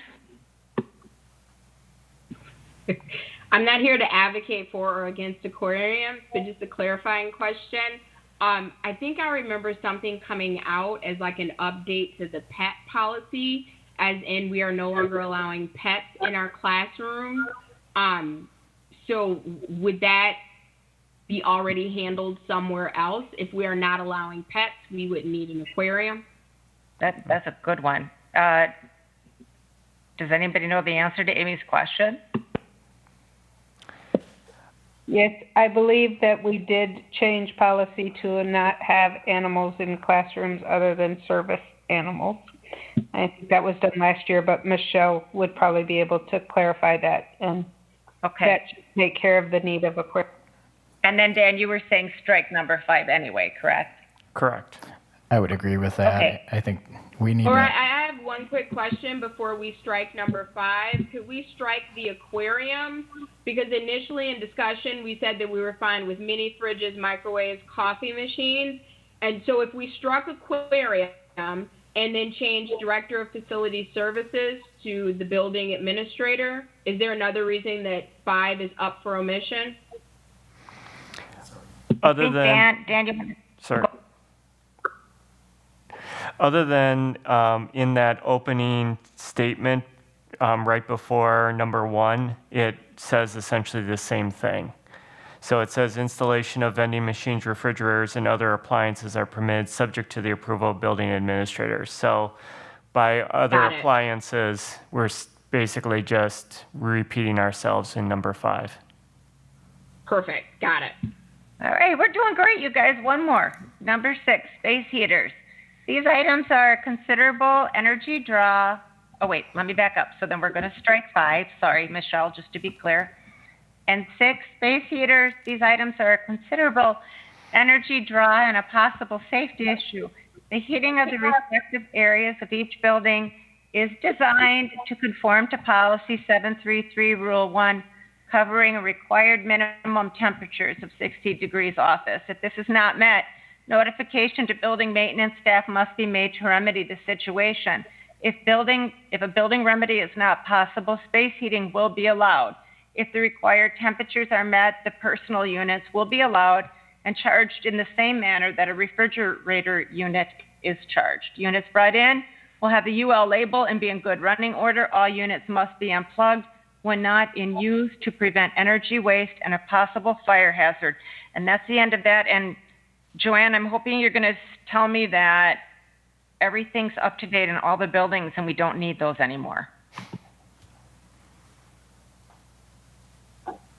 I would love to tell you that every room is at its optimal degrees, but we know the 3rd floor gets really hot at the high school, and we have some ground floors that get cold. But you also, we're maintaining 68 degrees. I would say that unless there's a boiler problem. But people have different preferences. So heaters are something that we continue to deal with. And I have never, since I've been here in 5 years, I have never seen us charge anyone for a heater similar to the refrigerator fee. Well, full disclosure, I'll tell you, I didn't even know this until I read this policy, because I did have, as principal at Converse, I did have a heater in my office because literally we had to duct tape the windows shut, which have since, after I retired, I've heard they've since been replaced, which is awesome. So there would be no need for a space heater in that office anymore. But so what do we want to do, team, about number 6?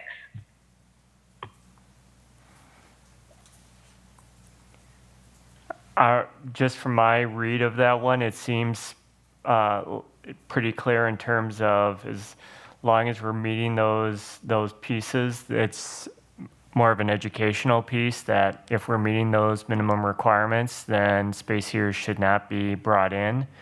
And if they are not, then we're probably reaching out to the director of facilities already. Everybody good with that? I'm fine with it as it reads. I'm good with it. Just for curiosity, Joanne, I know that you reiterated that cleaning services do not touch personal appliances, which I completely get. But is there any training that if you see a heater left on that you will unplug it? Is that something that they check for to make sure, like not refrigerators, but if a heater is in the room, if it's plugged in or turned on, you will unplug it? I don't know that they're necessarily looking for it being just plugged in. If they notice something is radiating heat or, blowing heat in there, they would turn it off. But as far as them just being plugged in, no, they're not looking for appliances that are just simply plugged in. Thank you. All right. So we've made a number of changes in that policy. At this point, I'm going to need a little help, team. We got rid of the second reading through the committee, correct? So is this ready to go right to the board now? John? Amy, that might have been talked about before you got on. I don't remember. Anybody have any input into that? John, do you remember? If the committee is in agreement with the changes, there could be, and Rob, I'm gonna how have you helped me if I misquote this? If the committee is in agreement with the changes, the committee can make a motion to move the policy as changed to the full board for consideration. Did I get that right, Rob? For a final reading, right? Oh. Yeah, that's fine. As long as you guys have a consensus on the changes, then I think you could have an agreement that you would review it to make sure that the changes that you discussed were properly implemented. I mean, I've got a lot of notes, so I know, and I think Michelle does too. Yep. So it could be that the committee lays this over for a review at the next policy personnel committee, and then at that point could make a motion to move it to the full board for its first reading, and then it would go to second reading a month later. Or if the committee is in agreement with the changes, could just move it forward to the full board at the for a first reading and then a second reading a month later. Okay, thank you, Dan. Amy? So two things. One, I'm really excited that we have the policy updated. I am typically not in favor of waiving or reading unless there's an emergency.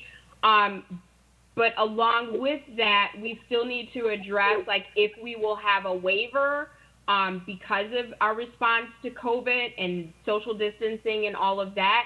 And then two, because I want to keep our practices consistent. I know when we made the decision about reopening, we said that we would address it in policy, but in the meantime, Dr. Kieser has the authority to X, Y, Z. Is there the option to say we don't want to fast track this, we want to appropriately address it through policy and personnel and then move it on to the full board? But if there is consensus in the meantime, can we say that we are okay with teachers following the policy as currently stated while we move to update it?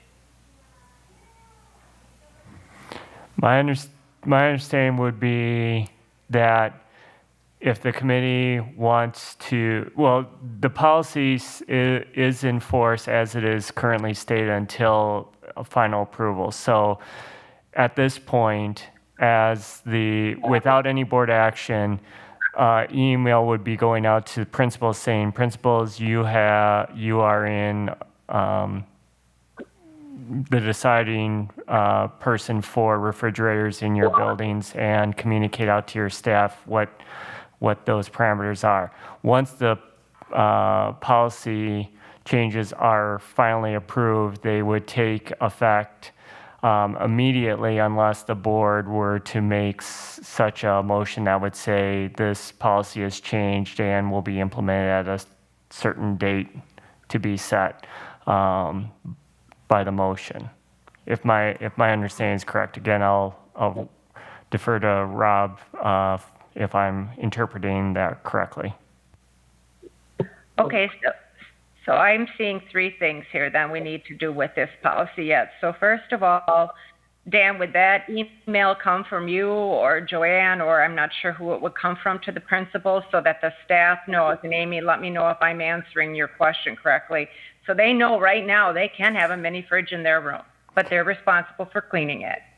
The email would come from me to the principals, directing them to email out to their staff about mini fridges. Yes. And coffee machines? Yes. Okay. Amy, did that answer that part of the concern? No, it does. So current policy is in place, and because it gets a little complicated because our practice changed last year, even though the policy did not. So I appreciate that email that comes out with personal appliances and however you want to communicate with principals. I don't think we need to get into toaster ovens and griddles and all that, but like the spirit of the policy is like a mini fridge, a microwave, a coffee maker. But I trust you to communicate that to principals and then principals to staff. And then as I'm thinking about this, from Oversight and Finance, Joanne confirmed for us, thank you, Ms. Armstrong, that we are not actively pursuing fees or such and such. So do we need to waive policy or to waive the fee formally, which I'm fine with, or can we just have by consensus an understanding that fees will not be collected on this? How would the committee like to handle that? I agree with John on, I think we're already taking a hit financially, and I think $25 is reasonable to ask from teachers if they bring that appliance in. So do we need to, I'm assuming we're going to need to vote on that separately. Is that correct, everyone? I would think we only need to vote on it if we're saying that we are waiving that fee, but since the fee is already listed, unless we're waiving it, there wouldn't be anything for us to vote on. You're right, Amy. Okay. John, what do you think about the fee for this school year?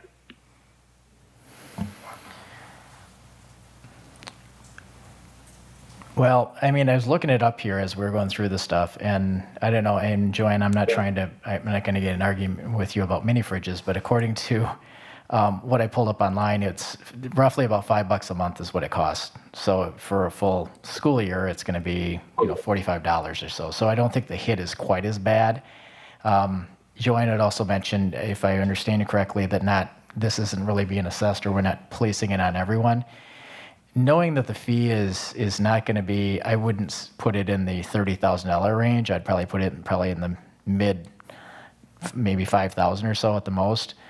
Under the circumstances of this year and knowing the stress and everything else, I think that Board Member Levy had stated earlier, I'd be open to waiving it for this year. I just think it's a good gesture. It's sending a positive message to everybody. And I hope that, there's not a lot of abuse that goes on. Unfortunately, we do see that from time to time, whereby, like you said, you have toaster ovens, you have crock pots, you have all sorts of, the whole kitchen sink and then some in their rooms. And let's hope that's not the case. I like the idea of mini fridges, coffee pots, and microwaves. And I'm okay in waiving it for this year only. Well, I feel like I'm the bad guy. But since you did say that it is less money than I thought, I can be persuaded. I do like compromise. I would agree then, because I want to do something nice for our staff. I looked it up on the internet, so you know it's true. Oh, well, there you go. Okay. So, all right. So then we do need to take that to yes, we do need to vote, because it's not what policy says. So do I have a motion?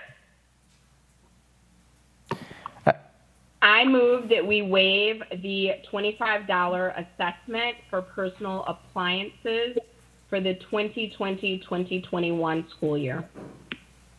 I'll second that. Okay. We have a motion to waive the fee for Amy, help me, for the 2020-2021 school year. 2020-21 school year, that we will waive the appliance fee for the 2021 school year. Close enough? Okay. We have a motion and a second. All in favor, say aye. Aye. Aye. Aye. All opposed? Oh, shoot. I forgot the question. Any questions or discussions? I did that backwards. I think we discussed it a lot. Okay.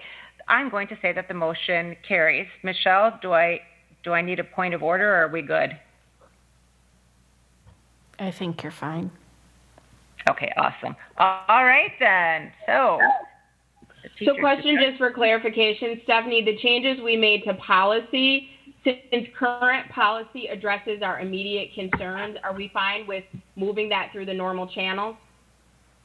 I'm up for whatever you and John are feeling. John, what do you think? I like the idea of going through normal channel. The only question I did have was with the waiver, does that need to go to the full board?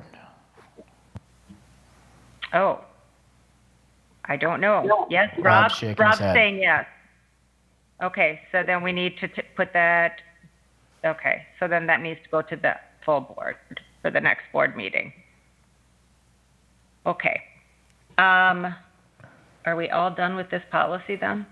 No.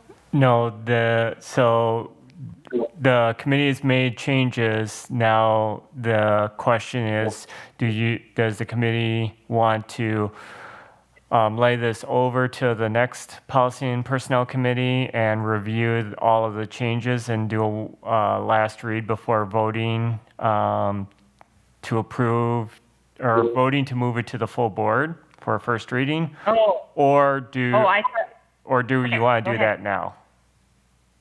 Oh, I thought when they said proper channels, that's what they were referring to, your first option. Was I incorrect? Nope, you're right, Stephanie. Okay, so we will not be in any rush, and we will have Michelle make the changes, and we will read it. We will go through the, so it doesn't go to the full board yet then. We need to do one more reading to make sure we like what we see in writing, correct? So the fee waiver applies to the current policy, and the current policy stands until the updates are approved. So the fee waiver goes to the full board, and then we'll follow normal channels for our policy updates. Right, correct. Okay. So I think we'll need a motion to bring this back with the changes so that the committee can make one more read, if I'm understanding the discussion. Thank you, Dan. Do I have a motion?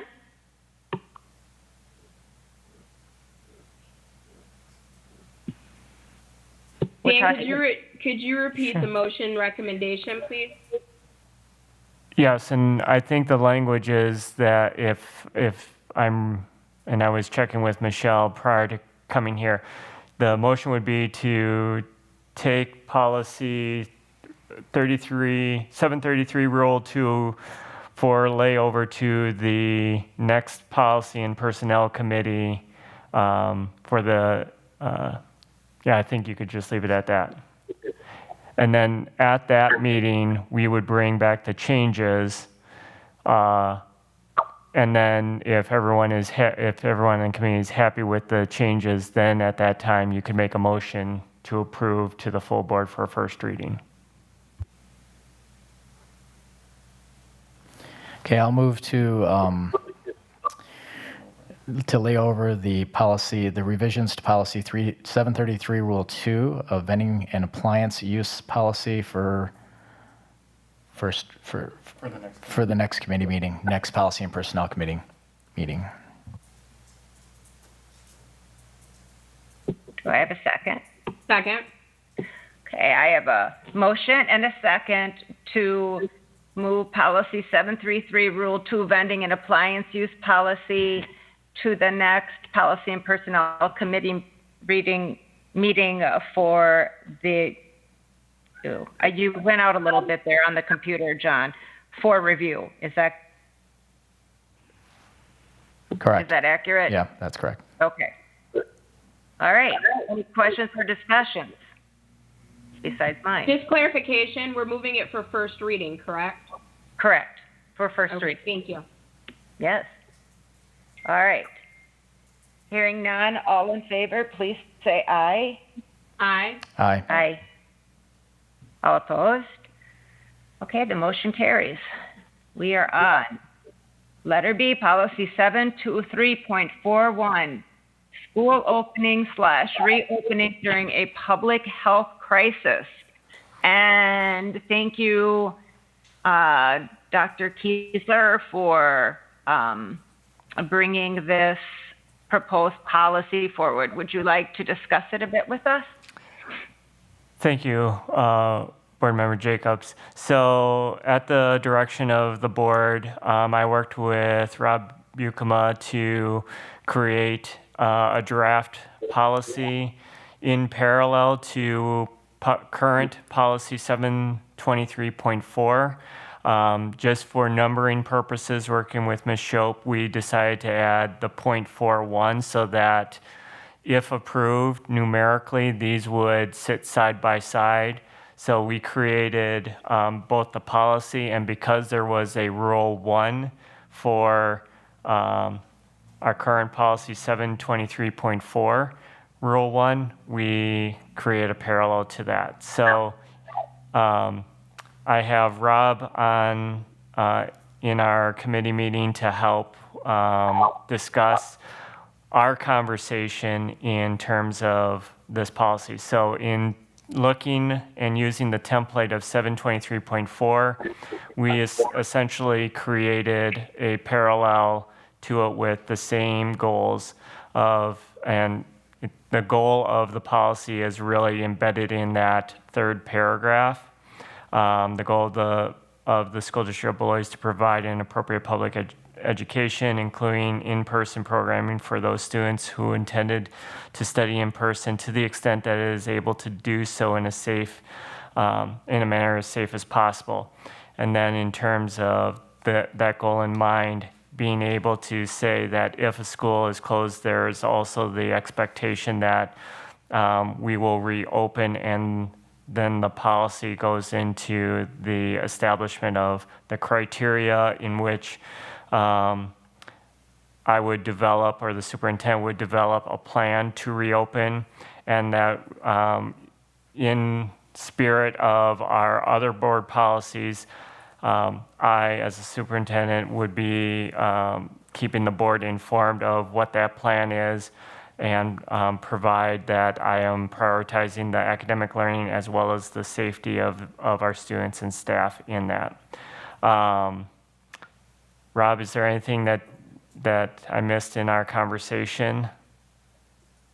No, we tried to implement the board's will, and also using the policy on closure, try to address the same issues in the same kind of manner that are addressed in the school closure. Obviously, everything is, you have the 2020 hindsight with a pandemic, and some of the things that we've been able to understand, like working with state authorities and national and local public health organizations and things like that, and also the issues of providing an alternative education, try to be very much parallel to the other policy and to implement the board's will.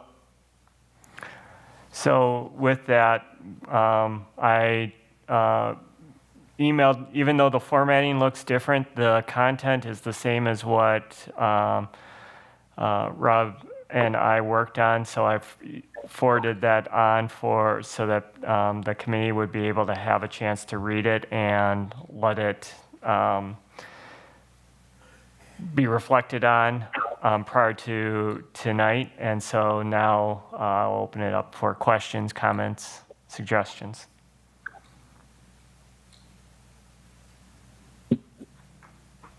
Anyone have any questions? I have a couple. I'll start with my first, and then Stephanie, let me know if you want to go round robin. So I'll just briefly read two excerpts and then ask my question. So the first is, reopening or remaining open must prioritize academic learning and engagement as the district is required by law to provide. That compared against the second one, which is the goal of the school district of Beloit is to provide an appropriate public education, including in-person programming for those students who intend to study in person to the extent that the district is able to do so in a manner that's as safe as possible. So my question is, in reading those two excerpts, I would like to be clear on which priority will take precedence, and this question is to Dr. Kieser, as you decide to reopen or eventually make the decision to remain open.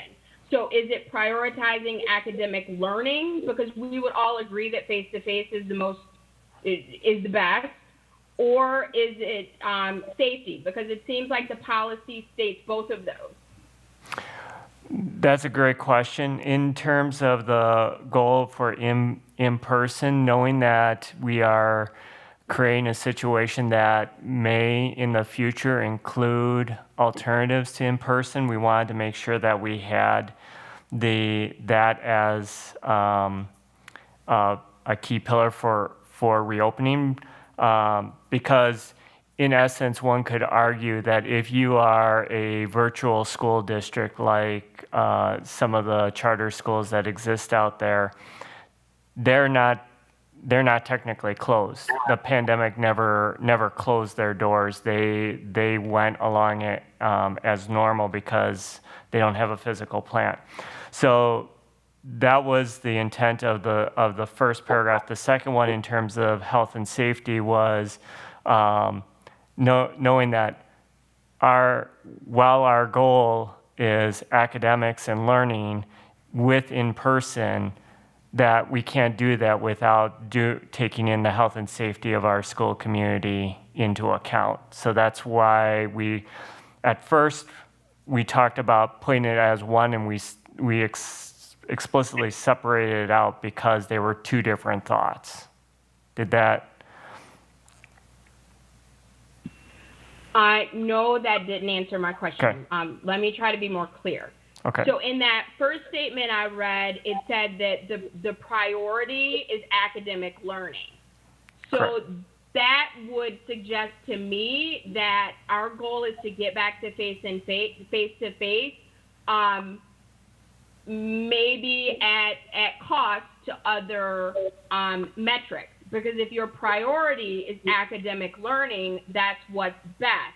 So I just want to be clear in the policy. Are you saying that academic learning is the priority, or safety of students is the priority? Because I do think that has implications for what decisions are made.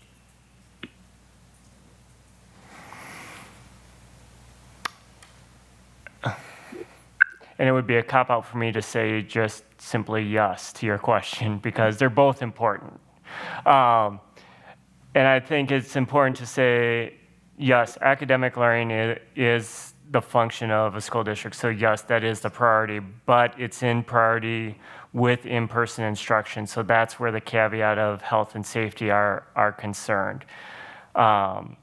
So I feel I understand what you're asking. I would say academic learning is priority if it can be done safely in person. So I'm open to helping to clarify that that's the intent of the policy. So I'm open to suggestions on how we can clarify that message within the policy. So I'm not sure how others read that, and so I would love some feedback from Stephanie and John.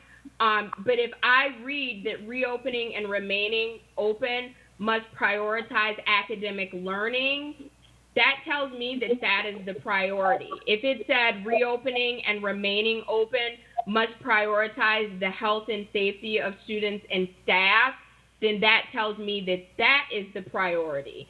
And then you work under how you negotiate that or how you balance that.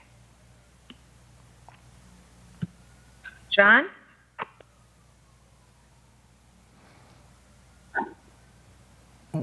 I guess one of the things when I look at that, I mean, I'm looking at it saying one of the things is the goal of the school district. It's not necessarily saying the priority. It's saying, okay, the goal of the school district is to provide an appropriate public education in-person programming for those students. Now, the priority with a pandemic situation and a health crisis, in my opinion, I think the safety of it would be first and foremost at that point in time. I guess that's my thought at it. The goal, of course, is always education, because that's our objective with all students at all times. Is our role is to provide equal opportunity education for all students. Now, under a pandemic situation or health crisis, safety is of utmost importance. To me, that's the priority at that point. I guess that's how I would read it, but Stephanie? I see what, I didn't interpret it the way you did, Amy, and just rereading it again, I was fine with the wording. So you're really looking at, what would make it a little bit more palatable for you, Amy? Are there suggestions? So a couple of things. I don't want it to be just palatable to present as great if that is not the intention, but it's my hope that the intention, because all of this falls under the umbrella of a pandemic/health crisis. And if we, since we are in a pandemic/health crisis. If I am going to write a policy that says reopening or remaining open must prioritize, and then you have a blank, in that blank, I would put the health and safety of students and staff, not academic learning. Because I think that colors all of the decisions that are made. Because if the priority is academic learning, then we should be back in school now. If the priority is health and safety, then I believe we should be in distance learning now. Does that help clarify? Yeah, I would be good with that. Dan, is that still have, and Rob and John, everybody, I need input, please. Of course, it's not up to just one or two of us. No, I'm reflecting on that, and I appreciate that, Board Member Levy, for that. Sorry, Rob. I just was going to say, would you want a parallel construction there? Because if you say the goal is the education plus the safety, would you be open to having both considerations as priorities, and then you'd have to have a balance there? I mean, I'm not in the policy mode, but I mean, one of the ways to address it would be to use parallel construction there. You know what I'm saying? That you address both of the considerations in both places. The only thing that makes me nervous with that is, let's take our current situation. I think that currently they are opposed to each other. So if our priority is learning, we should be in schools now. If our priority is safety, I don't know how many of us have looked at the current numbers for like positivity rate, et cetera, then that would say distance learning. So the parallel construction wouldn't work if the two things are in conflict with each other.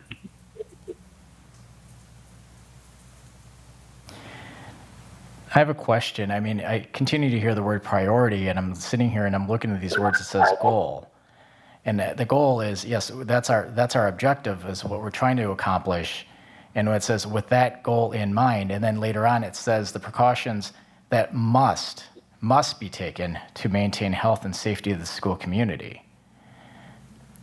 And that to me says, yes, you have this goal in mind, this goal which is to provide public education, academics, but you must maintain the health and safety of the school community. So when I read that, that tells me that you can't have the goal unless you have the health and safety requirements for the school community as a whole. Am I reading that wrong?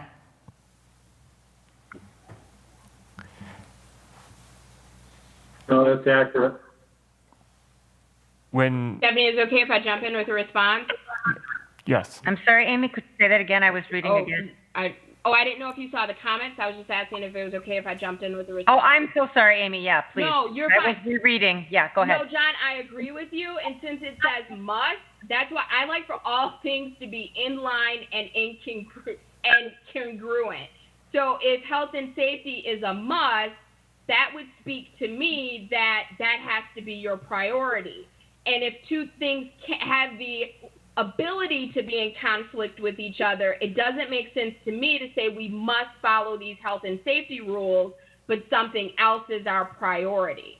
To get it to flow and be consistent, like we all get, we want to provide the best education possible. And our priority is health and safety. We must follow these health rules. But to have something other than health and safety, to me, could potentially conflict with the things that we are saying that we must do.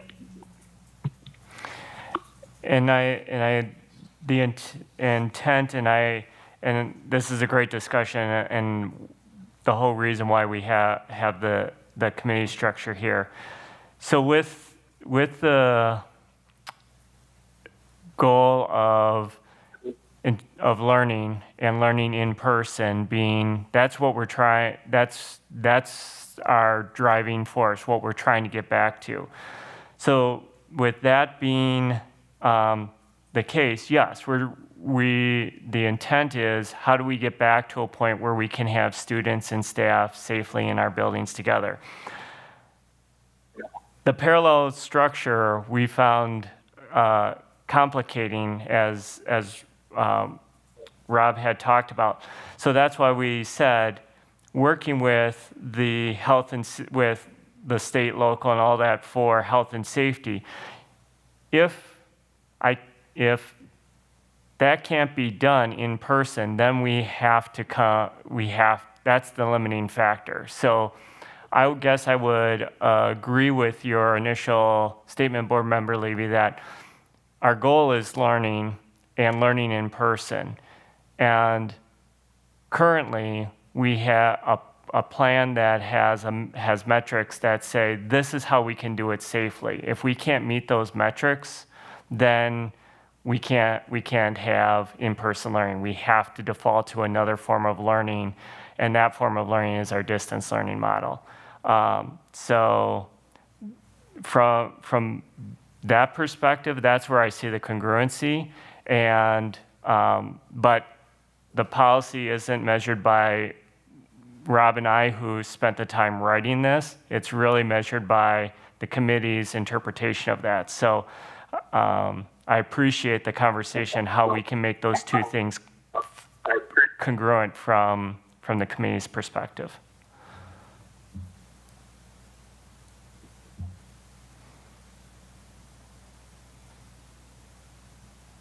Another way to address it, I'm just making suggestions to try to facilitate the intent of the board, would be to say reopening or remaining open shall attempt to achieve the district's goals by prioritizing, and then you use health and safety there, because you've already talked about what the goal is. You're trying to achieve the goal, and there you're prioritizing health and safety. You know what I'm saying?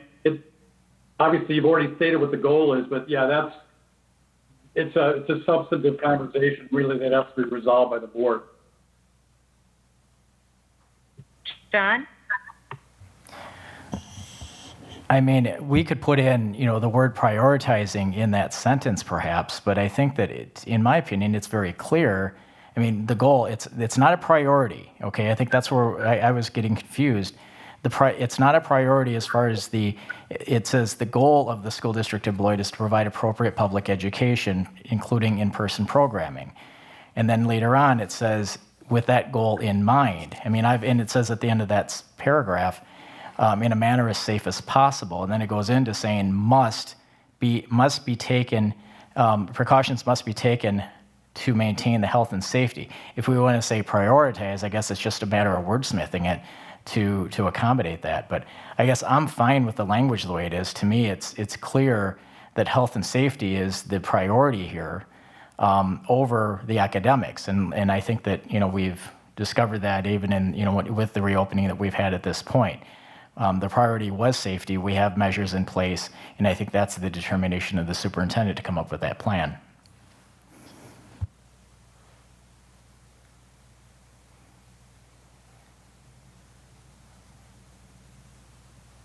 I'm just rereading it yet again. Initially when I read it, I was fine. I would be open to a little wordsmithing if both John and Amy are agreeable. I'm finding it okay as is. So I'm not sure how we should proceed. John, you said you'd be okay with a little wordsmithing? Sure. Okay. Amy, so if I'm understanding what you're saying, then it's the sentence reopening or remaining open must prioritize academic learning and engagement, right? Right.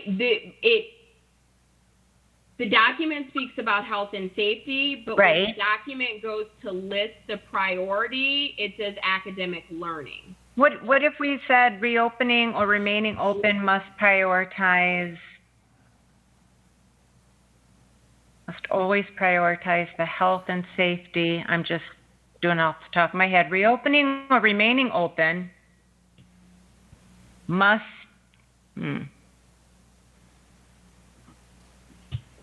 I would say must okay, the only thing that I would check is reopening or remaining open must prioritize the health and safety of students and staff.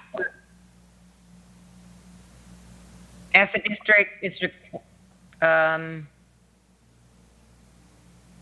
would just leave it at that. Because just leave it at that? I'd be the fine way with it's currently written says that our top priority is in-person learning, not health and safety. I'd be fine with that. John, how are you feeling? I'm confused. Where is it saying that?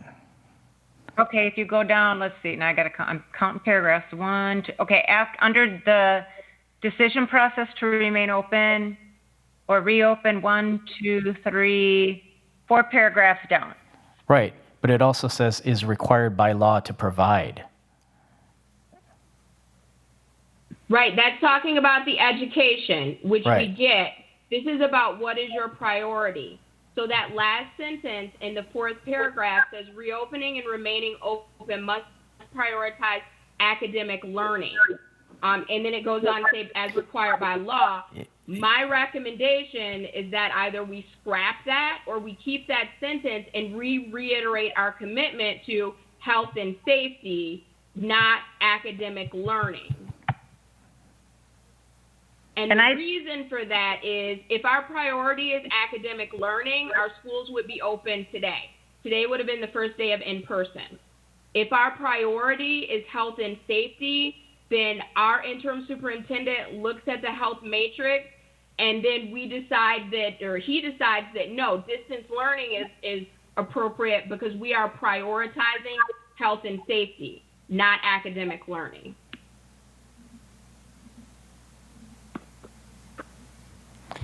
I'd be okay with that. Either one, either striking that sentence or writing something to the effect of the health and safety, because I do get what Amy's saying. John?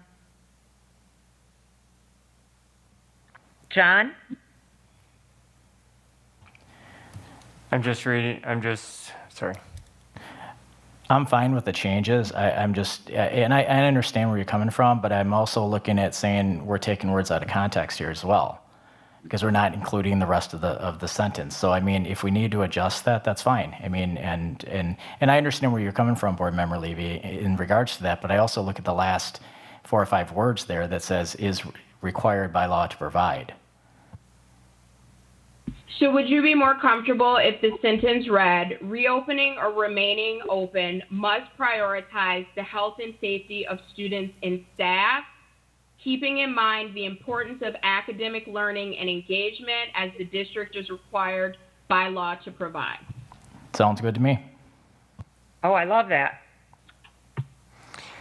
Yeah, I mean, in terms of even the suggestion of just striking the sentence altogether was odd to have just a paragraph with 1 sentence, because we wanted to ensure that the board that we were explicit that it's an expectation that even though there's another policy that speaks to keeping the board informed of major decisions and events, we wanted to be explicit here. So the paragraph here was more to speak to ensuring that the board was being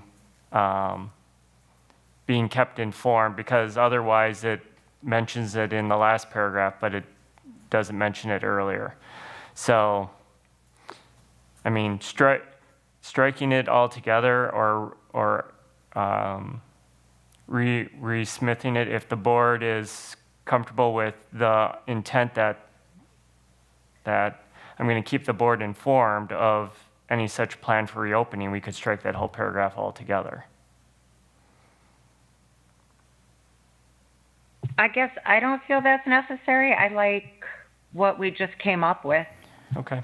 I like the idea that the superintendent is required to develop a plan, and I think that's very critical during these types of crises. So having it in words, I like Board Member Levy's addition to the last sentence. I would suggest that we just add that in there and be done with that paragraph. Okay.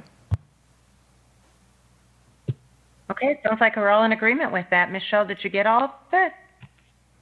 I believe I did. Would you like to hear it? Yes, please. Reopening or remaining open must prioritize the health and safety of students and staff while keeping in mind the academic learning and engagement that the district is required by law to provide. Okay, that's it. I think we've got it. Are there any other questions for the rest of the wording? I have a question. So the suggested policy states that the superintendent shall develop a plan for keeping schools open or reopening them during an ongoing health crisis and keep the board informed of such a plan. So Dr. Kieser, this question is for you. I know you and your team did a very thorough job with creating a potential reopening plan. Is there also a plan for remaining open and what that looks like? And if yes, or if not yet, when can the board expect to preview that plan? So the plan for reopening are those three metrics, and then in terms of keeping the buildings open, it would be, in essence, what are the criteria by which I would close a particular school or close the district wholesale, which is something that I've been working with the health department and the cabinet on developing those criteria. By the decision that we made, we bought some extra time to develop that criteria by which we would close. So in essence, yes, we're working out. I can present that to the board in a weekly update or in a board presentation, however the board would prefer. So just for clarification, the way I see it, and I'm curious if you see it the same way or differently, this is like 3 phases. So there's reopening, which you and your team did a very thorough job on. I'm appreciative of that. There's remaining open, which would be like phase 2 of the plan. And then there's the it's time to close. And then we kind of circle through those 3 phases. So if we ever get to the it's time to close plan, then we loop back to the reopening plan. So I guess just for clarification, do you see it in those 3 phases? And is there like a distinct plan for each phase? And is that what you're alluding to that you will update the board on? I appreciate how you laid it out. I view it not as 3 phases. I view it as either we are open or we're not. So the remaining open is our criterion for not closing. So I view it without that second phase. I basically blend your phase 2 and phase 3 as one.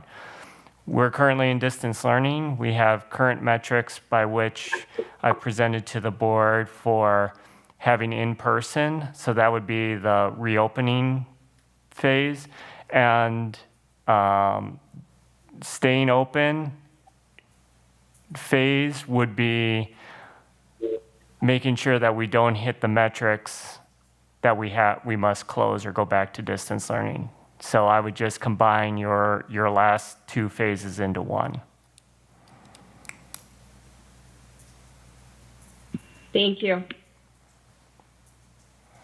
John, did you have anything else, or I know it said 7:25, but did I have you address what you wanted to say earlier?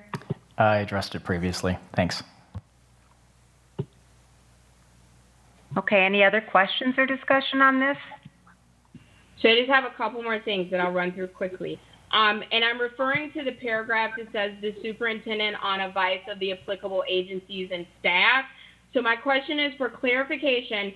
The board made the decision to postpone the fall athletic season to the spring. And this is again to Dr. Kieser. Are you now asserting that the decision will be yours as well, because it's kind of being attached as a rider to the decision related to reopening, that at our last meeting the board voted 6-1 to give you that authority? Am I understanding that correctly? I think so. So are you asking if it's my authority to make decisions on the extracurriculars and athletics as part of the this policy? So my question is, the policy says yes, it absolutely is. Yes. So my question is, since the board voted to give you the ability to reopen schools, is that the reason that you have also assumed this responsibility? Because at our August 11th meeting, you and Mr. Beard presented to the board, and then the board made the decision to postpone the fall athletics to the spring. So I guess my question is that all lumped together now? Like athletics and reopening go hand in hand, and you are asserting that both of those categories are your decision as it seems to be laid out in this potential policy? Correct. Okay. And then next up, it says the superintendent shall be responsible for the development and implementation of the plan for alternative education services for opening/reopening. So my two questions are, for clarification, does this mean that you alone will make the decision, decisions such as if the district will use services like K-12 in addition to distance learning? So that would be your decision as well. And then if yes, my question is that handled like new curriculum or course offerings that come to the board for approval? Or do you envision that as being your decision without coming to the board? That's a great question and clarification. No, I don't intend it to be in conflict with other board policies as it relates to curriculum. It would be leveraging alternative means of education that we currently have, or if not, I would have to develop a plan that I would, if currently not in existence, I would have to follow established board policy for alternative educational programming. So if, per se, we did not have a Beloit virtual school and K-12, that would have to be something, if I wanted to pursue it, I would have to follow board policies around new curriculum with that. Okay, because as the potential policy states, it says the superintendent shall be responsible for the development and implementation of the plan for alternative educational services for reopening schools. So if I'm understanding you through the context of this conversation, that does not include curriculum, that includes something else. And could you just specify what that something else is? And I would recommend that we kind of itemize that in policy so there's not that ambiguity. Right, so it's mode of instruction. So it would be, in terms of alternative education, it would be, for instance, moving from delivering in-person instruction to distance learning. Because we're not changing the curriculum, we're delivering the mode of instruction. That would be, in our current policy language, what we've kind of termed alternative education. But the intent of this policy is not to change or be in conflict with other policies around adopting new curriculum. So I couldn't, as part of this policy, in my role, say we're now going to go from Springboard for our English curriculum to Discovery Ed because it is a digital platform. I could change the mode of instruction, i.e.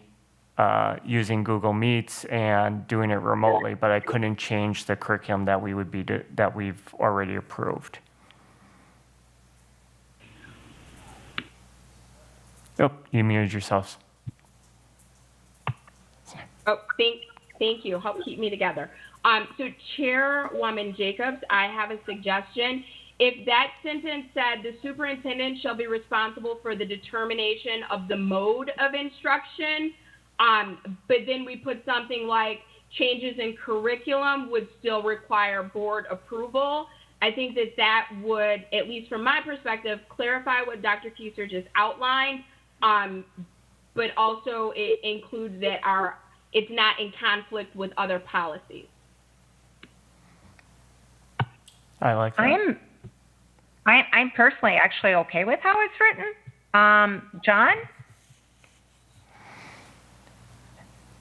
I'm fine in making the adjustments. I mean, it does provide a little more clarity as far as, specific to the mode and obviously not to the curriculum at that point. So I'm for the changes. I think if it provides clarity so that there's no complications, then let's go ahead with that then. I agree. I think that's a good suggestion and clarification. Okay. Michelle, did you get that? I would like it repeated one more time, please. Okay. Absolutely. So what I'm recommending is the superintendent shall be responsible for the determination of mode of instruction, and then period, curriculum or curriculum changes in curriculum will still be approved by the board.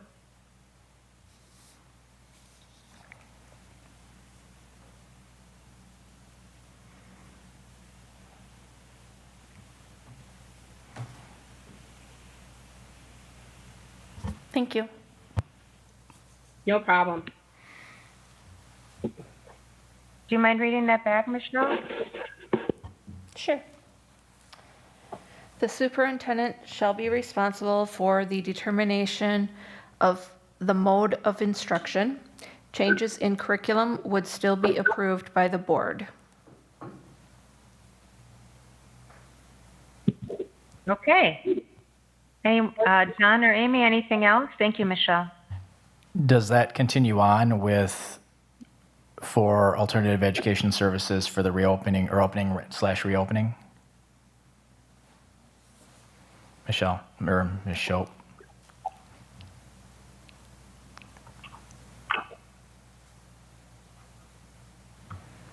I wrote it down the way Amy was reading it, so if that was supposed to be there after the instruction, I can certainly leave that part in.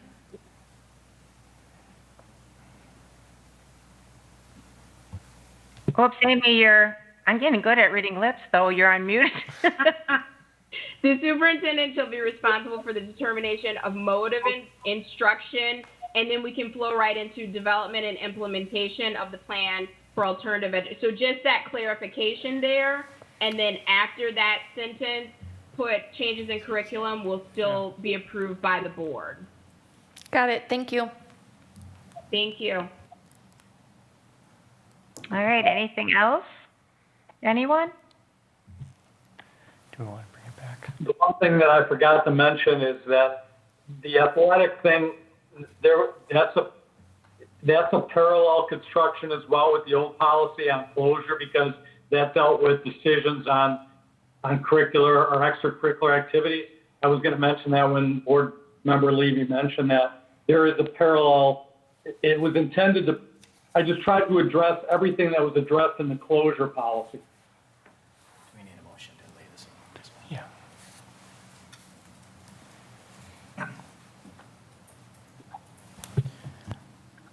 So, Rob, I guess I'm not quite understanding. Are you saying?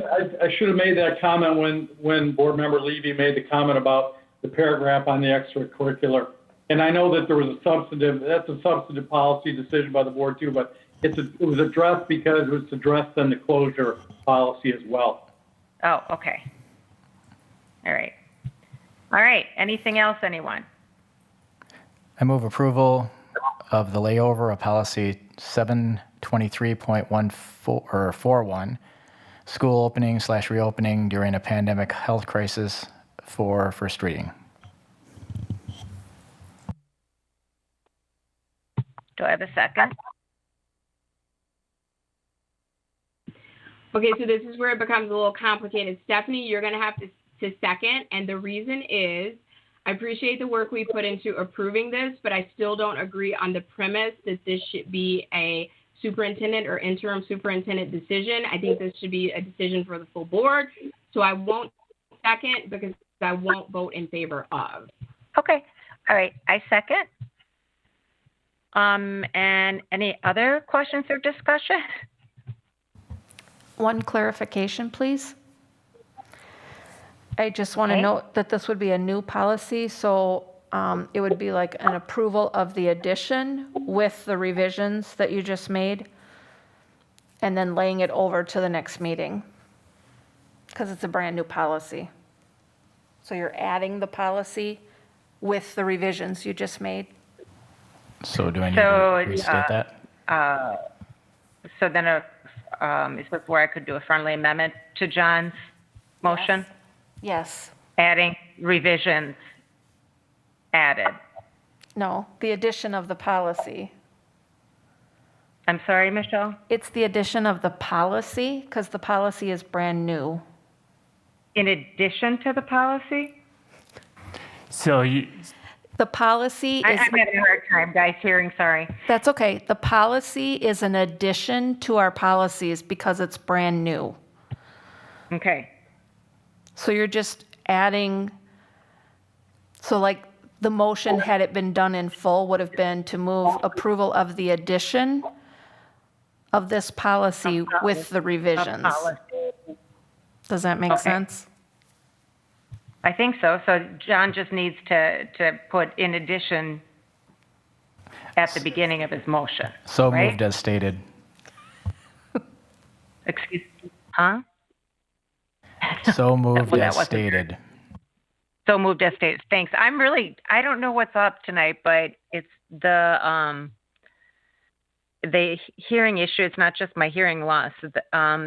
People are going in and out and I'm losing words, so I'm not sure what's up. Oh, Rob, it could be because you're not muted. Maybe? Thank you. Okay, so we have a motion and a second. All in favor, please say aye. Aye. Aye. All opposed? Nay. All right, the motion carries, so that will be added to our agenda for second reading. No, first reading. Correct, Michelle? Since it's brand new. Correct. Okay, thank you. On our next committee meeting. All right. That brings us to, let me get out of this. To C, letter C, policy 723.41, rule 1, school opening, reopening procedures. Questions or comments? Let's go round robin. John, let's start with you.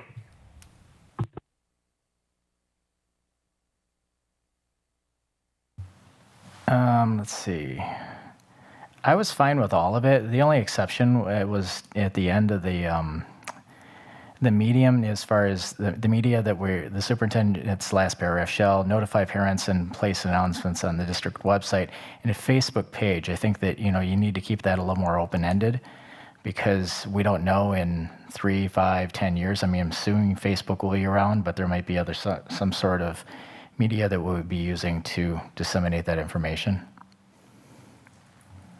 Do you have any suggestions how you might want to reword it? could say I would say social media. Or, outlet. I agree. Okay, what are we agreeing on? I heard two people speaking at once. Sorry. I would say social media outlet.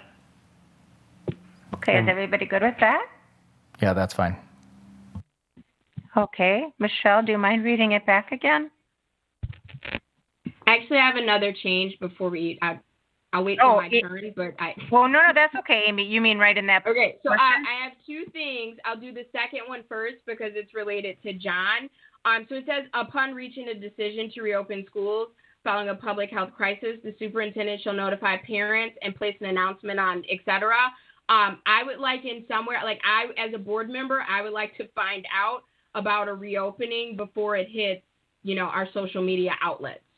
So if we could just include parents, the board, and then follow up with social media outlets, that would be appreciated. Good point. I think the board should be notified first. Is that what you're saying, Amy? I'm fine with it. Definitely before social media, but yeah, include the board in there with parents. I think that would be good. And then Michelle, let me know if you have that, and then I have one other question. I got it. Okay, thank you. When it says school is the header of schools reopening, that last sentence says, if schools are partially closed, the district administrator may still require administrators and staff to report to the building. So I am just curious if Dr. Kieser, if you could explain the thinking behind that, because if a school is partially closed, I'm thinking that there has been at least one positive case, but probably more. I'm not sure what your closing plan looks like, but that's just my assumption that there would be one or more cases. So if one or more cases have been found in a location, why would the requirement be that district administrators and staff would still be reporting to that building if they have possibly been exposed in that building?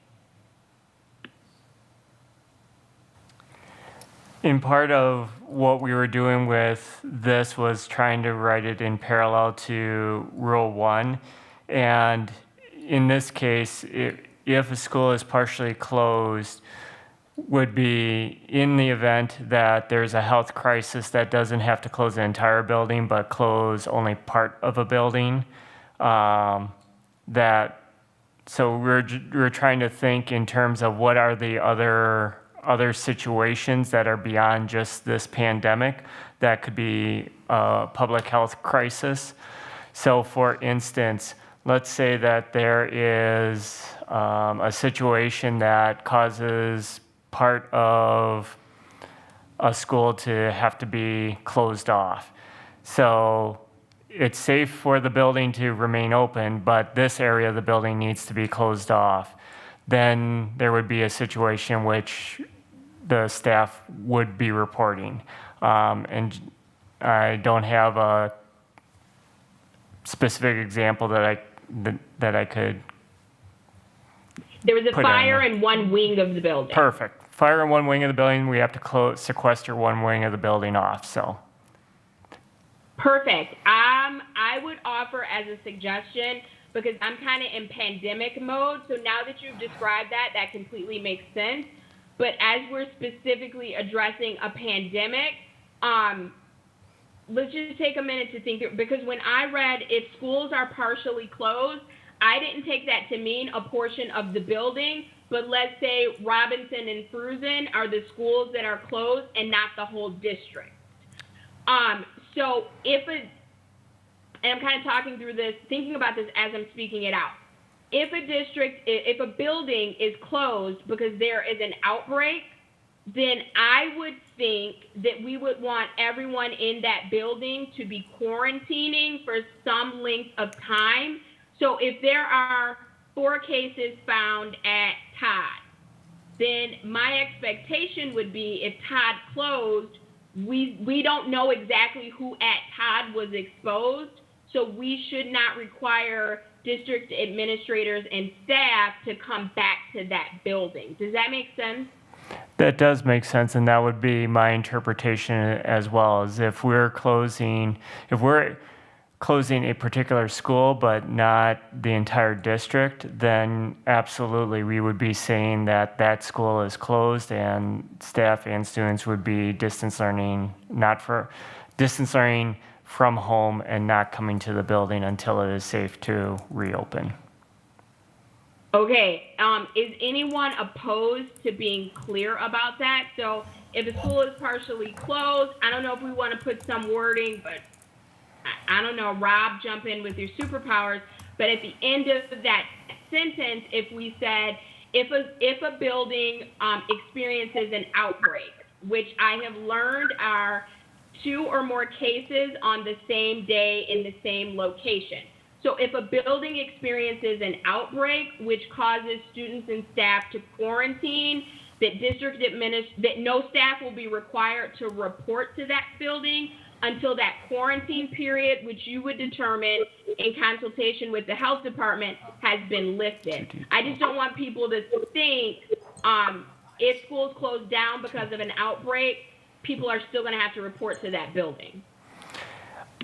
And I guess in my case that I just wonder if that gets too detailed because we're focusing in, we're writing a policy based on what this particular event when this is really written in terms of public health crises in whole.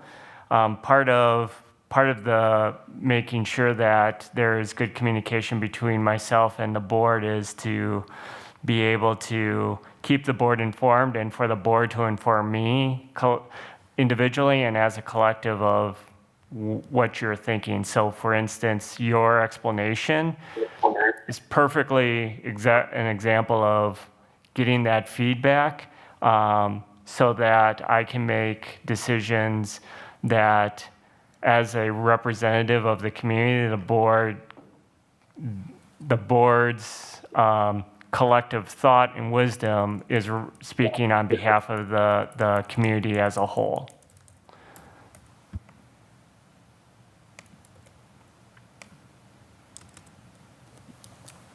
The other thing that could be done is you could add, if there's a question, you could say at the end of that, you could say something along the lines of staff reports of the building given consideration for public health concerns or considerations, taking into account public health considerations, because that's what you're talking about. Obviously, if there's an outbreak and there's a quarantine, we wouldn't be able to even allow people to come back in. You know what I mean? Or if there was, it would have to be the right amount of an outbreak, though, according to what you suggested. There's, the two people that are linked in a way, whatever. But you could have a public safety consideration there.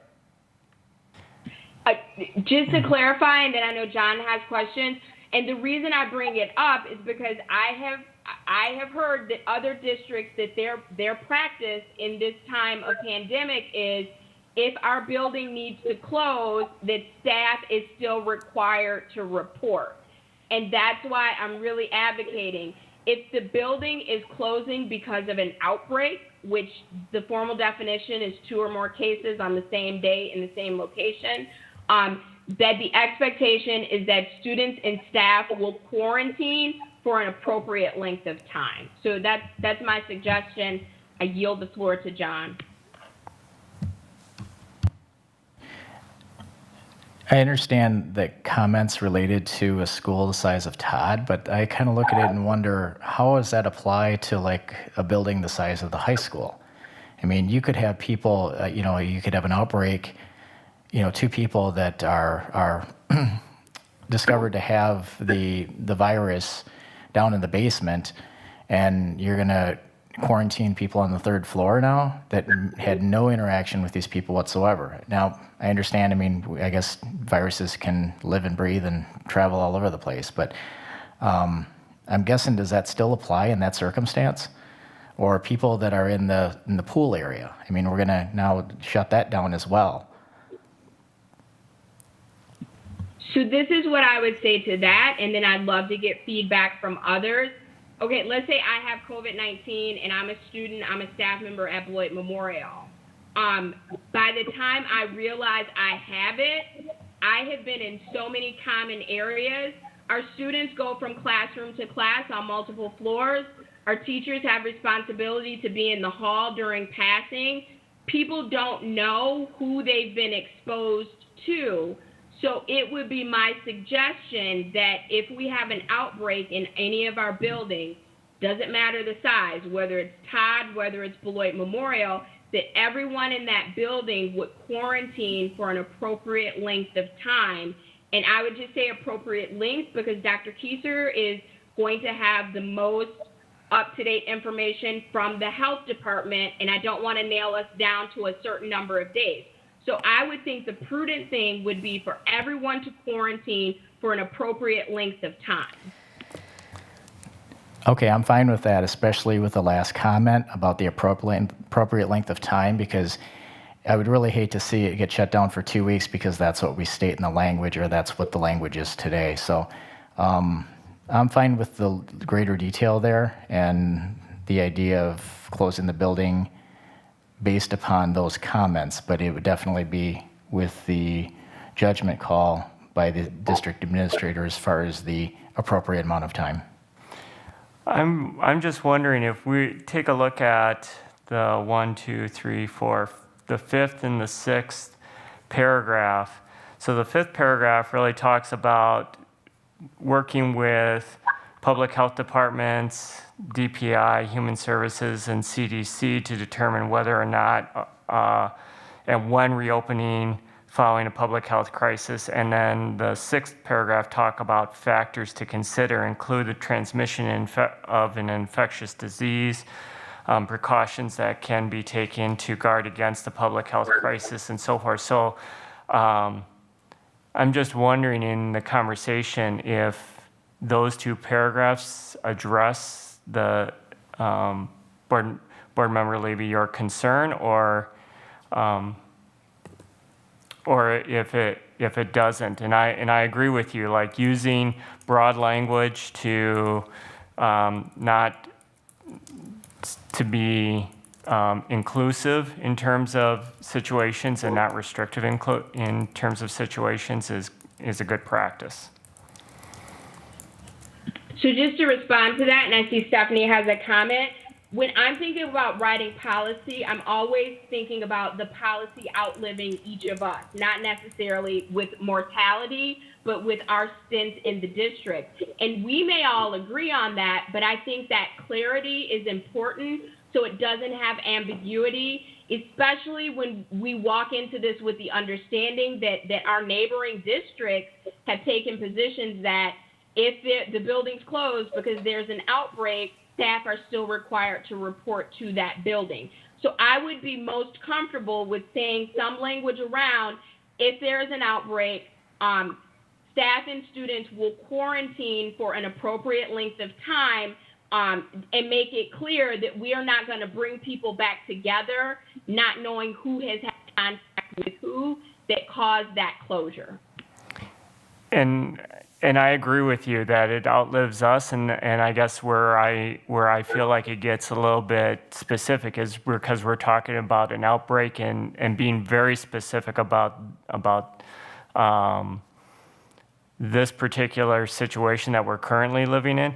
I would say that if I'm closing a school, I'm closing a school. The reason why we have staff coming back is because we are in a situation where we have distance learning that we're starting with.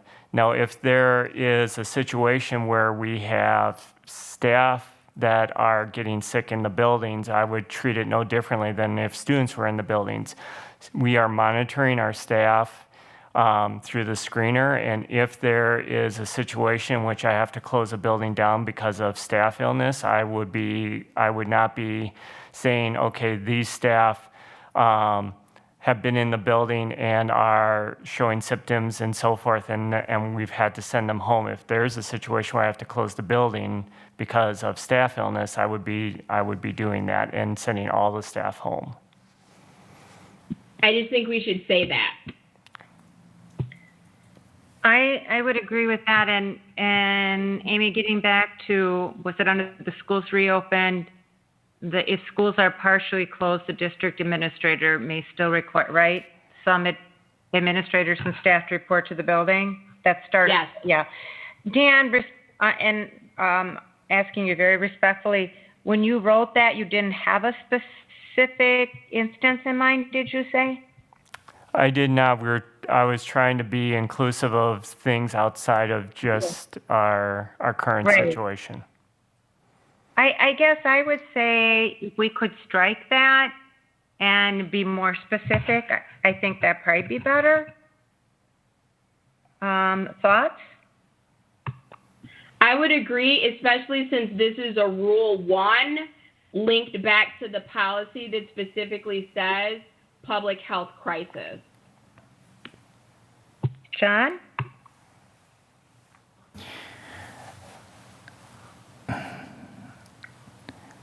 I guess I want to be cautious on this. I mean, as far as if we get too specific, then it's like, and I understand, I mean, we need to, I look at it as I'm sitting here with Dr. Keyser and thinking, okay, it's his responsibility, and and we have language in here that is very specific to who he's going to be consulting with, and that the decision-making process that he or that individual that's in his position is going to be taking at that time.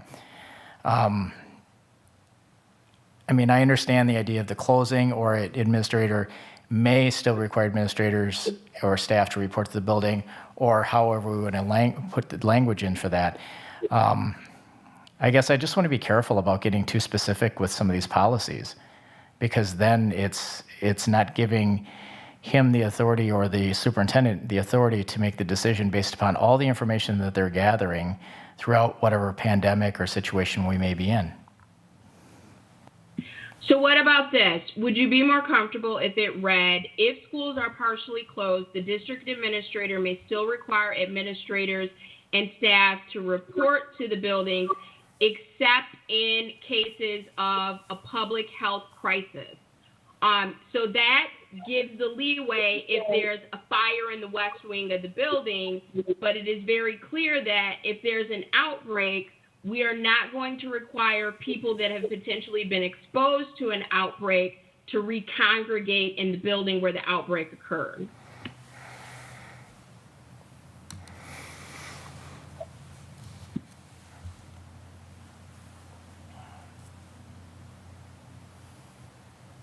I think you're better off if you're to address your concern, if the school's fully closed due to a quarantine, administrators, staff, and students will quarantine for an appropriate time, because you're going to need to do that by law anyway. But again, the other one leaves it more open-ended.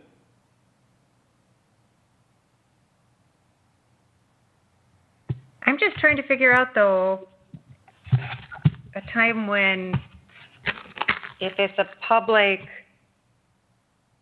health, we're talking about a public health crisis, how would a fire fit under that? Because, and I'm still learning, so tell me if I'm wrong, but Rule 1 means this is referring back to the original policy, correct? Yes. Yep. Okay, so a fire wouldn't be considered a public health crisis, would it? I mean, I would think something like, I don't know, black mold or something that can make you ill, or smoking, too much smoke from a fire. I guess you could have that, but then you wouldn't have anybody coming back. If area would not be safe for people to be in that area, so that could be a host of things. Again, using broad language of public health crisis, it can be a very broad definition.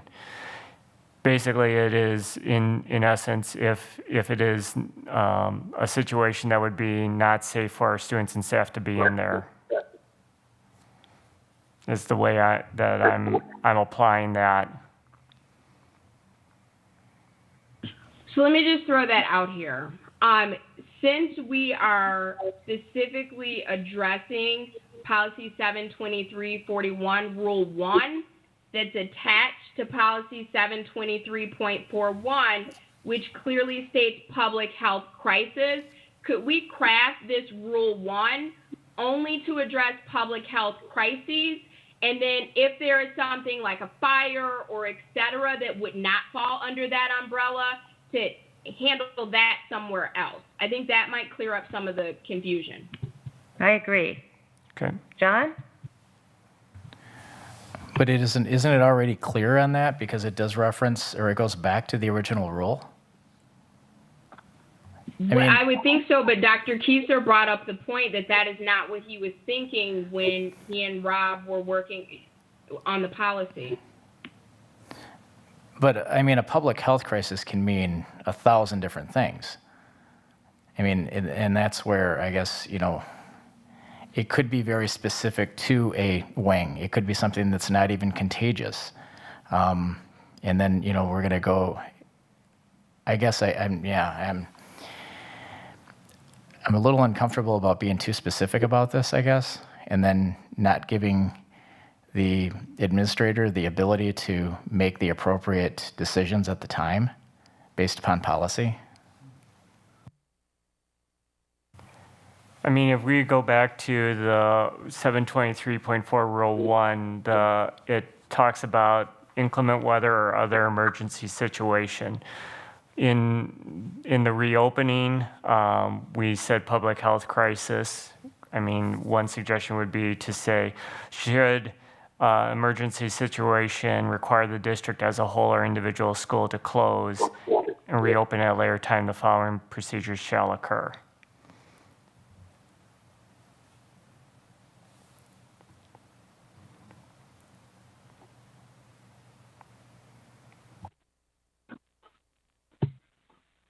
Thoughts? So the original rule 423.4 Rule 1 said should inclement weather or other emergency situation require the district to close, delay, or dismiss schools earlier, close the full district, the following procedures shall occur. In crafting this reopening to parallel that, we said, should a public health crisis require the district as a whole or individual schools to close and reopen at a later time, the following procedures shall occur. So we took out inclement weather, and we instead of saying emergency situations, we said public health crisis. We could go back to the. Hey, Dan, Yep, go for it. I pardon the interruption. No. Could you point out? Okay, so I went back to 723.41, the one we just finished discussion on. Could you point me in the direction to where it talks about inclement weather? That's in reference to the actual policy 723.4. So the current policy as it stands for closure talks about inclement weather and other emergencies.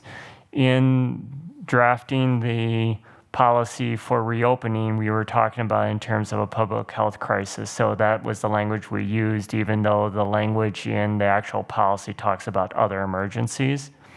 In 723.4, it had been amended to say other emergencies, including a health crisis. In the Rule 1, it was not changed, and it just says inclement weather and other emergency situations. So here is what I would caution. Since 723.41 Rule 1 links back to 723.41, not 723.4, I would keep inclement weather totally separate from public health crisis. Because if the two were linked, then this would be the Rule 1 of 723.4, not 723.41. Does that make sense? It does, and that's what I was trying to separate out. So we were writing this to use parallel language to the policy that's currently on the books. And this is actually a part of a larger conversation because these are getting into the hows of it. And so the rules kind of get into the hows as opposed to the whats. So that's why we stuck with the language of public health crisis and not use the term other emergency situations. So I just wanted to provide that clarification. Okay, but here's the thing for me, and then I'm gonna press pause on it personally because I don't have anything else new to say.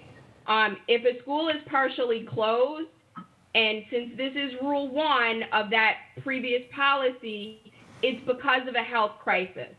So if a school is closed because of a health crisis, not because of any other reason, I don't think it's appropriate to leave it at district administrators may still be required and staff to report to that building. So that's my consistent concern with this.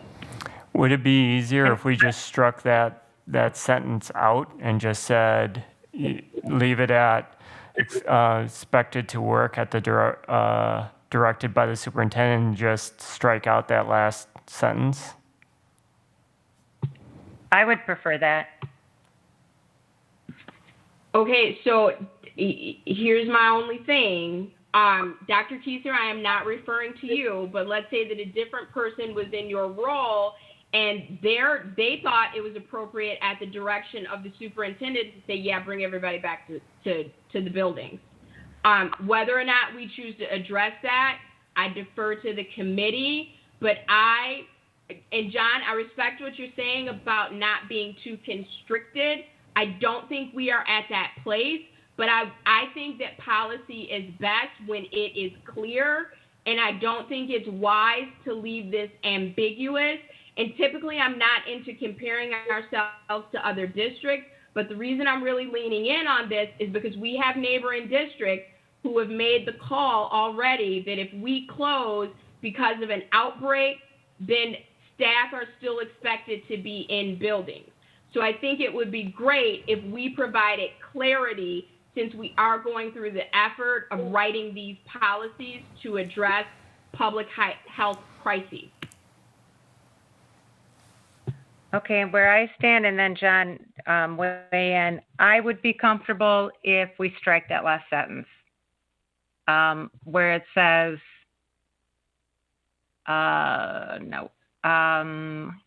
where did it go? If schools are partially closed, that sentence. I prefer just to strike that whole thing, because the law states what happens in the case of an outbreak, correct? You need to close it down. Correct. Okay, so I don't think we need that sentence. John?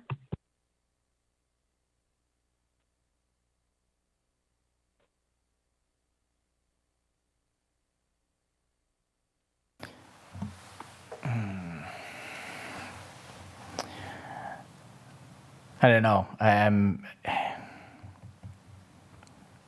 This is hard work. John, while you're thinking, I'm going to jump in. Just because the building is closed doesn't mean staff can't be required to show up. So I just want us to be clear on that.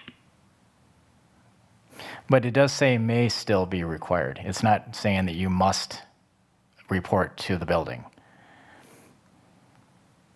I mean, it's giving the district administrator the authority to make that call.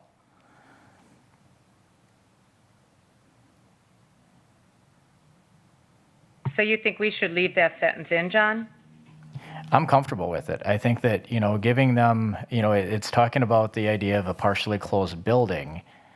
But once again, I defer to the administrator to be making the right judgment call on that. I mean, I think that, that's their decision. They have to gather up all the facts and information that they can possibly get and then be able to make that call. I mean, we're not in the building. We're not going to be there to do that. I mean, I understand and respect the fact Board Member Levy says about the outbreak, but I also I'm trying to think of what else might be happening, health crisis that we're going to be facing in the future that would, be similar. And I don't know. We don't know. We probably may never come across this again. Hopefully we won't. I don't know. I just don't want to take, quite honestly, I'm not comfortable, I guess, with striking it. I don't know. I just like the idea of keeping it in there for the purpose. It says may still require administrators and staff to report to the building. And I think that going back into the building under circumstances, if a quarantine is required for a given period of time, once again, I defer back to the administrator's decision based upon the paragraphs below where they're working with Department of Public Health Instruction, Human Services, and CDC to be able to make those decisions. Okay, so I hear where John is coming from. You would like to reword strike it. I'm losing track of where we're at. Or you had mentioned something about rewording, correct? About to the effect of if there's two or more, the outbreak thing, and that If you are talking, Board Member Jiggs, if you are talking to me, I missed the whole first part of what you said. Oh, I'm sorry. I'm just trying to figure out where, just recap where we're at. I'm comfortable with striking the sentence. John's very uncomfortable with striking it. I am comfortable. He's not, and I respect that. And where are you at then? Didn't you before say that you would perhaps like to see it rewritten? I would amend it to state that if a building is closed, if a building is partially closed or closed due to an outbreak, that students and staff will quarantine for an appropriate length of time. What I would suggest in the interest of time, because this meeting was supposed to end an hour ago and we still have a lot to cover, Correct. move it to the full board as is, and we can kind of hash it out there. Because we have three different opinions. Yeah, I don't think we have a consensus. No, I don't, and I agree with you. And is that permissible to do? Because I'm still learning. I think that's a good idea if we can do that. John? My concern is we're going to send it to, the purpose of the committees was to create less work for the entire board. I mean, I think that, I would be probably more inclined to say table it and bring it back. Yeah, you could either table it, which then it would have to be brought back by motion off the table, or it could just be laid over for discussion at the next board meeting. How about I would be for more discussion on the next board meeting. Others? Or I should say committee meeting, I apologize. Works for me. Committee meeting. John?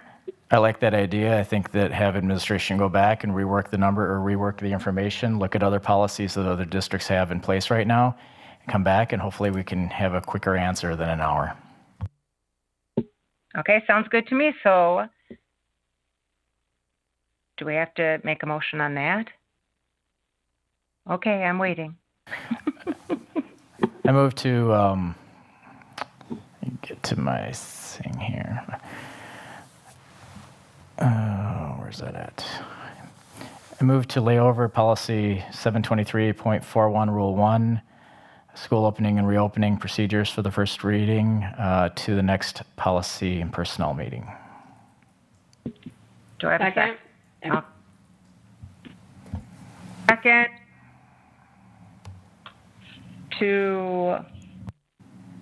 for policy 723.41 Rule 1, school opening / reopening procedures to be moved to the next policy and personnel committee meeting for further discussion. All in favor, or any questions or discussion? All in favor, say aye. Aye. Aye. Aye. All opposed? All right, the motion passes. Now we are at, Michelle, I have a question. Was this meeting scheduled to go to 8:30? It's 8:27. Is that going to be a problem? No, because on the posting, there's no ending time. It was just in the calendar. Okay. Thank you. Okay, thank you. So now we're at personnel items. And up is September 8th, 2020, employment recommendations, Exhibit A and B. Are there any questions or discussions or motions? I'm going to step out then, committee. Thank you, Rob. Thanks, Rob. Thanks, You guys, Rob. thanks for everything. Have a great night. Thank you. Yep, bye-bye. Board Member I have Jacobs. some questions that were. I was just going to say, sorry. is there a reason to go in closed session on this? I do.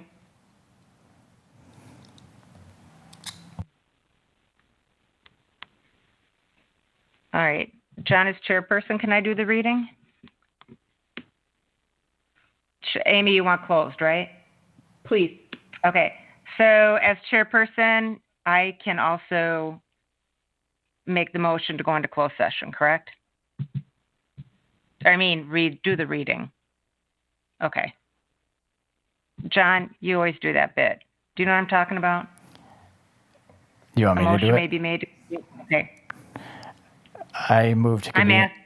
I'll take Thank care of you. it. Go ahead. I move to convene the Policy and Personnel Committee into closed session pursuant to Section 19.85, Parent 1, Parent C of the Wisconsin state statutes relative to considering employment, promotion, compensation, or performance evaluation data of any public employee over which the governmental body has jurisdiction or exercises responsibility.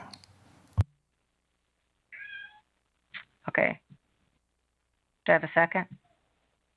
Second? Michelle, do we do roll call at this point? Yes. Roll call, please. Jacobs, Aye.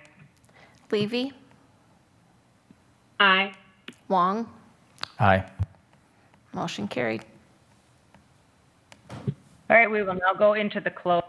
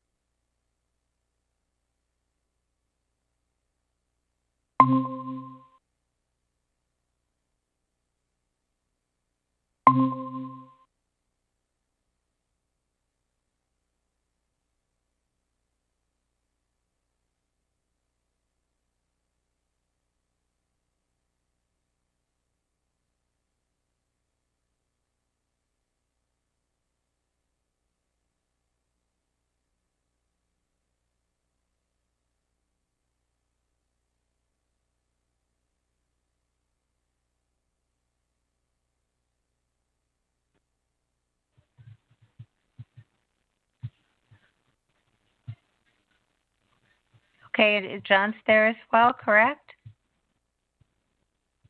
Yeah, there he is. All right, we're all back for open session, and we need to vote on the employment recommendation. Do I hear a motion? I move to approve the employment recommendations and pass them on to the full board. I'll second that. All right, we have a motion and a second to approve September 8th, 2020 employment recommendations, Exhibits A and B, Section 19.85, Parent 1, Parent C. Any questions or discussion? All in favor, please say aye. Aye. Aye. All opposed? Motion carries. Okay, our next meeting date will be September 22nd, correct? I'm sorry, Stephanie, point of order. I think there's only Exhibit A, even though it says A and B, unless You know what? Thank you. You're right. It is just A. Thank you for pointing that out. Do we need to go back and revote? Michelle? If you're all comfortable with it, I can fix it by removing Exhibit B. I'm okay. I'm good with it. That's fine. Okay, thank you. And thanks for pointing that out, Amy. Okay, now our next meeting date, are we still on the every other week schedule? With our new, yeah, because of the employment recs. Okay, Yes. so our next meeting date, time to be determined, will be September 22nd. And we're now at adjournment. But, before we go, really thank you. I know, right? I have to say something. No, but truly, guys, I know this is taking a lot of time, but we really did good work tonight. We really, really did. So thank you, everybody. And everybody's doing a great job at the district office. Little shout out to y'all. May I ask one clarifying question? For the Well, policies to come back, do you want those to come back in October at your second Tuesday, or are you wanting them to come back on your fourth Tuesday where you typically just do personnel recommendations?